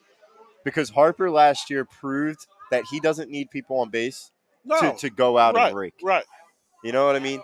So he doesn't. I would love him in the 2. Like all of these great teams have their best overall player in the 2 hole. Yeah, I mean, just look San Diego now. Did you see their projected lineup? Like, I mean, you're going to have Juan Soto in the 2 hole. Yeah. Manny in the 3. Yeah. It's going to be. They're probably a lot of teams are doing that. The Yankees are now doing that, right? Judge is in the 2 hole. Yeah. Rizzo's the 3. Right. And as Rizzo as a 3, like that's interesting to me. That who's our Rizzo? Is it Schwarber? Yeah, I mean, I guess it would be. Rizzo's probably a lot better contact hitter, a lot better average hitter. JT? It would probably be more JT, a right-handed JT. Yeah. That's why I'd like Segura as our 3, as our Anthony Rizzo. Right. But also, Aaron Boone's a weirdo when it comes to making his lineups and making his his decisions and playing guys. He's also a man down too with Stanton. So, yeah. So it will be a completely different lineup when he comes back. Yeah, I think Aaron Boone's a weirdo the way he puts together his lineups, but I wouldn't follow that. But he does play his best overall player in the 2 hole. And there's a lot of philosophies to that, right? The higher up the lineup you are, the more at-bats you're going to get throughout the year. Exactly. Right? And that's a winning philosophy that a lot of teams are now taking to. Yeah. No, yeah. I'm all for the Hoskins in the 1 hole. I like that as a leadoff hitter. I love it. Yeah, I've been clamoring for it since opening day. I think he should be our leadoff hitter. Jean Segura to me is just your. If you had to build a 2-hole hitter, it's Jean Segura. Yeah. Hits opposite way, hits for average, has a little pop, has speed, stays out of the double plays. Like he's just your prototypical 2-hole hitter to me. Yeah, but when you're building baseball teams nowadays, it's more of like a super team lineup. Bashers. And we have like I we feel can like compete with that. you need to put your best contact hitter, like the guy that just hits for contact. I feel like he needs to be more in the middle of the order at the 3 or the 4 hole, just to keep balance in the lineup. Because if you have guys just striking out left and right, and you never have anybody on base, that's why I want him closer to 3 to 5. Here's my fear. And big game, 8th inning, down by a run. Rhys Hoskins strikes out the top of the inning. Bryce Harper comes up with Jean Segura behind them. Are you really pitching to Bryce? Like, you know what I mean? Are you really pitching to him? I'm pitching around him. Well, if you pitch around him and he gets a walk, and all of a sudden you're one out with a 300 hitter coming to the plate, and then behind him you have a guy that just mashed 50 home runs. I would just much rather, in that same situation, know that they have to give a fastball to Gene, which he can handle, and have Bryce behind him, right? Because Bryce Harper's never going to see a fastball in that situation. Yeah. He's never going to see a fastball. Not that he can't hit anything else, but he's not going to see a fastball. Yeah. He's very eager at the plate to get a hit, too. You make Gene get a fastball that he can handle and get on. Now they have to pitch to Bryce. Yeah. Because you're not going to put the winning run in scoring position. Yeah, because then you have Schwarber coming up. Then you have Realmuto coming up. That's just where I'm at with it. Like, I'm not putting Gene in the 3-hole because he has no protection for Bryce. Yeah. Right? No, I hear you. I hear you on that. Yeah, it's going to be interesting to see that Alec Boehm is probably going to go from your 3-hole to your 8-hole. Right. Yeah. There's nowhere else to put him. He could be 7-8. And I hope he adjusts to that. Yeah. I hope he doesn't take that personally. No, because your 8, 9 are pretty much locked up, right? You got Stott and you got Marsh. But you can't have them batting back to back as 2 lefties, in my opinion. That's why you got to fit Boehm in there. Nah, I think that's what you're gonna have. The way you won't have that is you go platoon with Verling. Yeah. But they said Marsh is going to be the everyday center fielder. I get it. That's what Dombrowski said. Then that's your 8, 9 hitter. No matter, I don't care who. What they're right, left. I don't care. They're your 8, 9 hitters. Yeah, I just need Stott to like get above the Mendoza line. Dude, I love Stott. Yeah. So that's a hit. I love him, but it's either a home run or a chopper to first base every time, or a weak pop out behind third base. Yeah. Something needs to be done with that. Yo, Tommy. What's up, Tom? I'm all for changing the lineup around. I'm not against it going pitcher matchup to pitcher matchup. I know everyone is clamoring for consistency, but I think this lineup is just so interchangeable that we could take and pull pieces because they're all the same. I mean, look at Castellanos. I mean, Castellanos been all over the place over the past week, and it's been his hottest stretch of the season. Hottest week, yeah. He's on fire right now. And he's been anywhere from the 3 to the 6 hole. Right. So, yeah, and I think he's found a spot in the 6 hole. I mean. Oh, I am in love with him in the 6 hole. Absolutely in love with a guy who I know can hit 300, who can drive in 25 home runs, 100 ribs. Yeah. That's a perfect 6 hole. Perfect. I mean, what was his stat? 303, 34 home runs, 100 RBIs last year? Right. I think that's what we get next year from him, dude. I think we got to keep riding him out, and I think he's going to be one of our better hitters next year. I agree with you. I think the man is just, I said all year, he's a professional hitter. I don't know how else to describe it. By just, his swing is never off. Yeah. He never looks like he's just, off balance or anything like that. He's just missing pitches right now. Yeah. That's it. I think he's going to be our 2-hole next year. He's going to end up finding his way in the 2-hole. I can see that. Yeah. Yeah, I can see that. Maybe like it's just the leadoff hitters. It's the leadoff hitters. We need to find a leadoff hitter. Here it is. Don't pay Trey Turner and go get Andrew Benintendi. That's who I want. I wanted him this year. I don't know why. Why do we always talk about the off season? Cardinals in a rain delay. Did they even start yet? We always talk about the off season. Yeah. Why is that? I don't know. We're GMs in our past lives. That's I play Xbox and stuff. That's all I do. Yeah. That's all I do is GM mode. Yeah. I don't even play the games. Every single like Madden or yeah. NHL. It's always franchise mode. I'm never online. Well, Madden football season. When are you doing your drafts? Are you a fantasy football guy? Yeah. Big. I mean, 3-4 leagues at a time, and it sucks. Yeah. Like I just can't leave any of them. Well, I'm trying to recruit you for another one I now. know, and I never say no to a fantasy league because I'm a GM in disguise. Right. As we all are. And I always find myself as either the third or just the seventh. You're never a winner? I'm never a winner. I'm never a winner. Yeah. I'm literally the Philadelphia sports team. Sometimes I'll have like a little breakthrough You'll have season, a little run. Yeah. and then everybody will get all excited in the family, and then I just choke it away and make them all depressed. Ah, boy. Like just like how I was raised with these Philly teams. Like I don't know it any other way. Like I have a big 14-man league, right? Okay. And I've ran that since freshman year of college, so that's 5 years now. We've done the 14-man. And last year I had Cooper Kupp and Derrick Henry. Wow. And Miles Sanders was my RB2. So once Henry went down, I was just screwed. Like there's no bench depth in the 14-man league, and then I'm just done. I'm toast. Yeah, big man league like that. Like I said, we're going to start a 15-man team. And dude, I love it. Kill you. Yeah. Injuries will kill you. Yeah. So, yeah, we'll see. Well, we got time-wise. I don't have my phone now. We have 14 minutes. Oh, all right. We got time. So we have another segment. What do you want to do? Are you going to go Sixers? Yeah, I mean, I'm always down to bash the Sixers. No bashing today. All right, I won't bash. But let's talk about a little bit. Go Mets, baby. Oh, here we go. Here we go. I can't wait for them to the collapse. loud New Yorkers come in. They're going to collapse. They're going to collapse like every year. I can believe DeGrom lost yesterday. The guy can have a 1.13 ERA all he wants, but as long as his record is 8-10 every year, what is he? He's a below 500 pitcher, and I don't care what the hell is around him. The Mets are the Mets, and they are worse than the Phillies, franchise-wise. I agree with you, franchise-wise. I'm hoping this year is the same. I don't think it will be. They're going to collapse. They're going to collapse? They're going to collapse. All right. Yeah, we always get New York loudmouth that always comes in. Yeah. It's the best part of the I love how he said we have all of our pictures. Like Zach Wheeler's not a top 3 pitcher in the NL. And they let go. Yeah. That he let go. Right. I mean, Zach Wheeler's pitching. Jacob deGrom's not. Right. So yeah, Scherzer didn't half the year either. Scherzer's not pitching. What happened to Matt Harvey?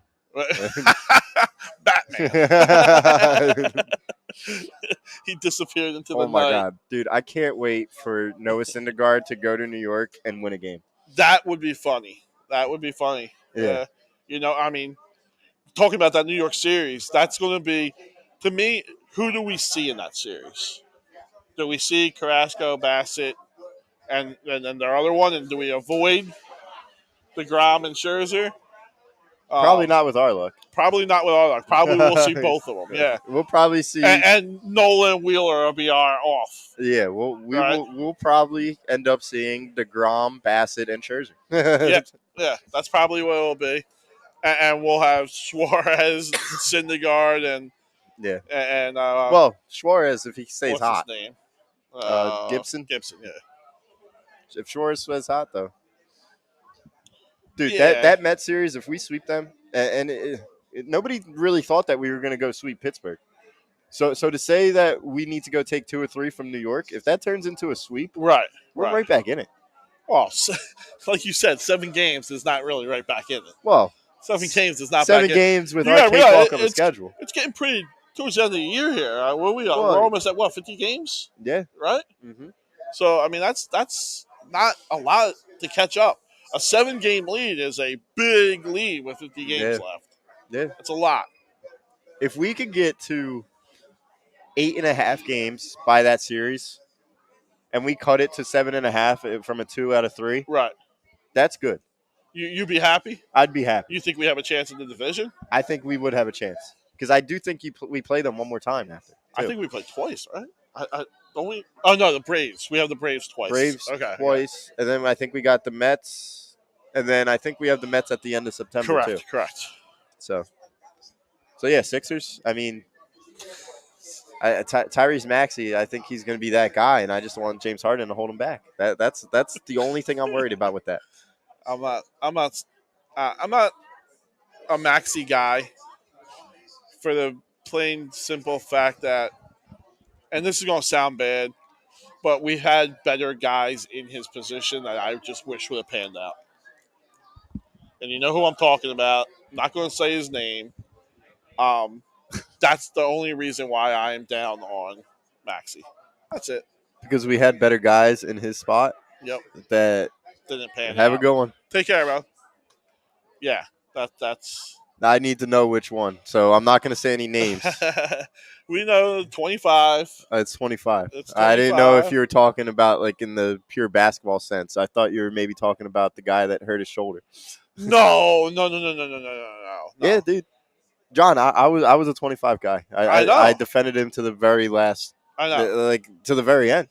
And I will always, and it sucks because it's not fair, but I will always compare him to that, and I will always say, if I could have had both of them, what could have been? Yeah. Right. And now I gotta say I have Harden in him, and it makes me sick watching them play defense. Well, yeah. It makes me sick watching the top of our 3-point line defense.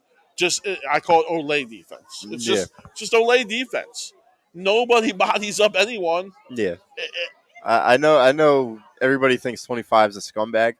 Rightfully and he so. is. Rightfully so. Yep. He literally broke all of our hearts. Yep. But I think James Harden is right up there because he has been a certified loser his entire career. More than a certified loser. He is the definition of loser. The guy who goes out and wins scoring title after scoring title after scoring title is considered the best offensive player that maybe ever played this game. Yeah. Can't win a damn playoff series. Yeah.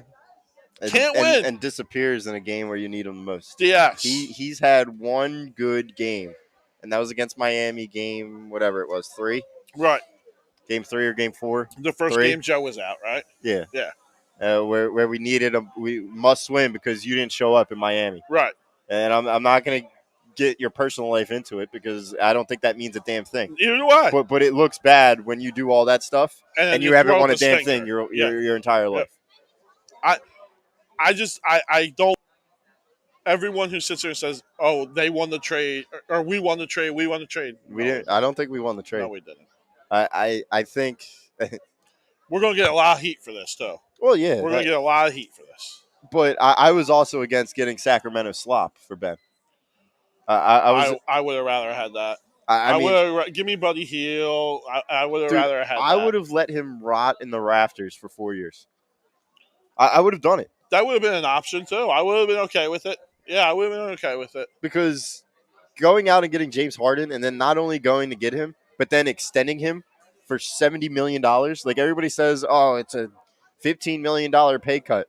You ended up giving him $33 million more dollars. Right. Yeah, I'm not. I would have rather just play out this year than let him go. But Daryl Morey has a freaking man crush on him.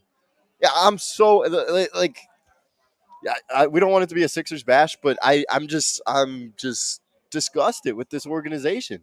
Well, I don't think that they took their best assets, which was Ben and Joe, all right, and maximized it, right? Yeah. We went down from there. Yeah. All right. People keep forgetting Ben and Joel, when they played together, were the winningest duo in the amount of games that they played together. Yeah. No other duo won more games than those two.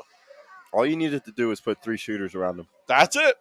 One of them could have been J.J. Redick. Another could have been a Jay Seth. Crowder. Another one could have been Seth. Yep. If you wanted more defense, you could have got Give me a P.J. Tucker net with them. I would have loved that. Yeah. And Ben would have been happy, and Joe would have been happy. Yeah. But instead, every year you try to adjust the lineup, and I'm not trying to absolve Ben Simmons in any way. Right. but every season you had a different lineup. And that was by trade deadline. Yep. You had a different lineup to start the season. You And had a going to different lineup playoffs, trade you had another deadline. one, You yeah. had a different one come playoff time. I'm not throwing it all on Ben. Ben has a lot to do with it. He did. But this organization just they didn't know they what got they caught had. with their pants down. They didn't know what they had. Yeah. To me, you didn't know what you had, and I know it's all crumbling up in Brooklyn now too. Yeah. And some of that falls on 25 too.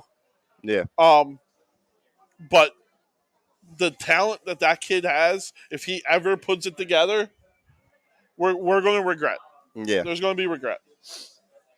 After this year, how much would you pay James Harden? Well, Nothing. It's a mutual option Right. next year, so you know he's coming back. Well, $38 million next year, I think. yeah. Do you know that? I mean, I'm not sold on that. It was 32 this year, and then there's a mutual option. So if he goes Correct. off, he could opt out, and then we'll probably sign him for more. That's what I'm afraid of. I think that's what's going to happen. I'm afraid of. I think he's going to have a great regular season, and or he's going to say this, and this is another fear, right? Hey, I gave you guys a break. Now it's time to pay me. Now I want my money. And we're going to be forced to do it. And like Morey's going to do it because he has a man crush. You're going to be forced to do it, right? You're not going. You can't let James Harden walk. You can and go get a better player.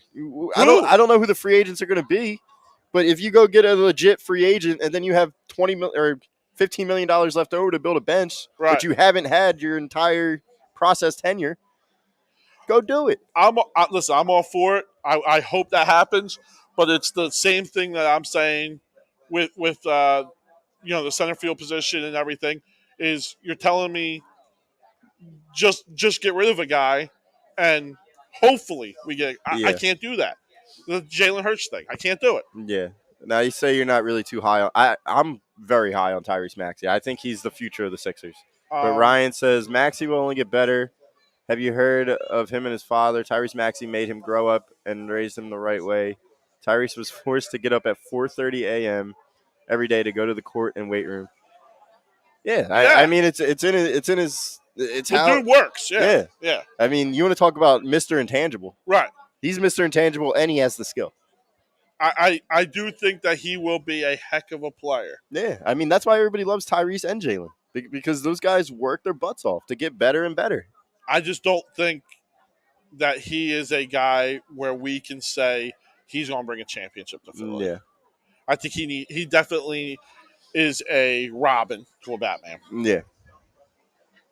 Yeah. I mean, but I think he's a pretty damn good Robin if he is the Robin. Right. And if Joe can be that Batman for the next 5 years, please. I think them two are the future, and I think Tyrese Maxey can go above once Joe starts to fall off. I don't care how good Maxey is this year or becomes this year. You don't win this year unless Joe and James Harden lead you. Yeah, and Maxey can do whatever he wants. If James Harden and Joel Embiid aren't your leaders this year, we're first or second round exit again. Yeah, and I think they're going to win the East this year. I think they're going to be the 1 seed. So I think that first round will be pretty a cakewalk. I like Boston. I'm just trying to think who that 4th and 5th seed is going to be. You saying Sixers, but not reality. Honestly, it's either going to be Bucks or Celtics. Then I like the Celtics. Yeah. Right. Then us, then the Heat, and then anyone else. Yeah. Yeah. I mean, there's a lot of teams. I think we're just going to be a great regular season team this year. I think. Pending Joe's health, I think we're a 1 seed. I think we're a 1 or 2 seed. Yeah. I think it's between us and Boston. And then that 4 seed. Is it going to be Brooklyn? Like, depending on what they do, is it going to be Milwaukee? Like, if you tell me Milwaukee's going to be the 4th seed, yeah. Like if Miami has a great regular, like if it's Philly, Boston, Miami, and then Milwaukee, and we're forced to play Milwaukee in the second round, are we getting past Milwaukee? No. And even if it's the other way, if we're the 4th seed and Milwaukee's the 1 seed, we're not getting by. So that's the problem with this. And I don't know. Maybe I just don't know basketball anymore. But to me, you can't win without a prime player who can play defense on the perimeter. Yeah. And we don't have that. And we did have it. And we did have it. And the main reason I say that is not because defense wins. It's because what is a prime defender on the perimeter going to do? Save your big man from getting in foul trouble. Yeah. Save Joel Embiid from having to come over and try to block everything. Yeah. That's the only thing I'm afraid of. Yep. Is it's going to fall all on Joel Embiid to be the rim protector that we don't want him to be. I never want that dude's feet to leave the ground. Yeah. I don't want, I mean, I that don't game want his feet 6, to leave the ground. that game 6 performance, he was flopping around like a fish out of Everywhere. water. Everywhere. That was hard to watch. Right. I It can't was. do it. I can't do it again. He can't do that for this coming season. And just like that, 8:30. And we're done. Thank you to everybody who chimed in tonight. We are the Rant Booth every Wednesday night, 6:30 here in Ocean City, New Jersey, 10th Street. Check us out on all platforms, Facebook, YouTube, Twitter, Twitch, Instagram. Follow us on every platform. If you're listening to the podcast, like and share and subscribe, please. Thank you guys so much. Have a great rest of your day. Check us out for a little bit. Like and subscribe to every single channel. Bye, guys. Have a good night, guys.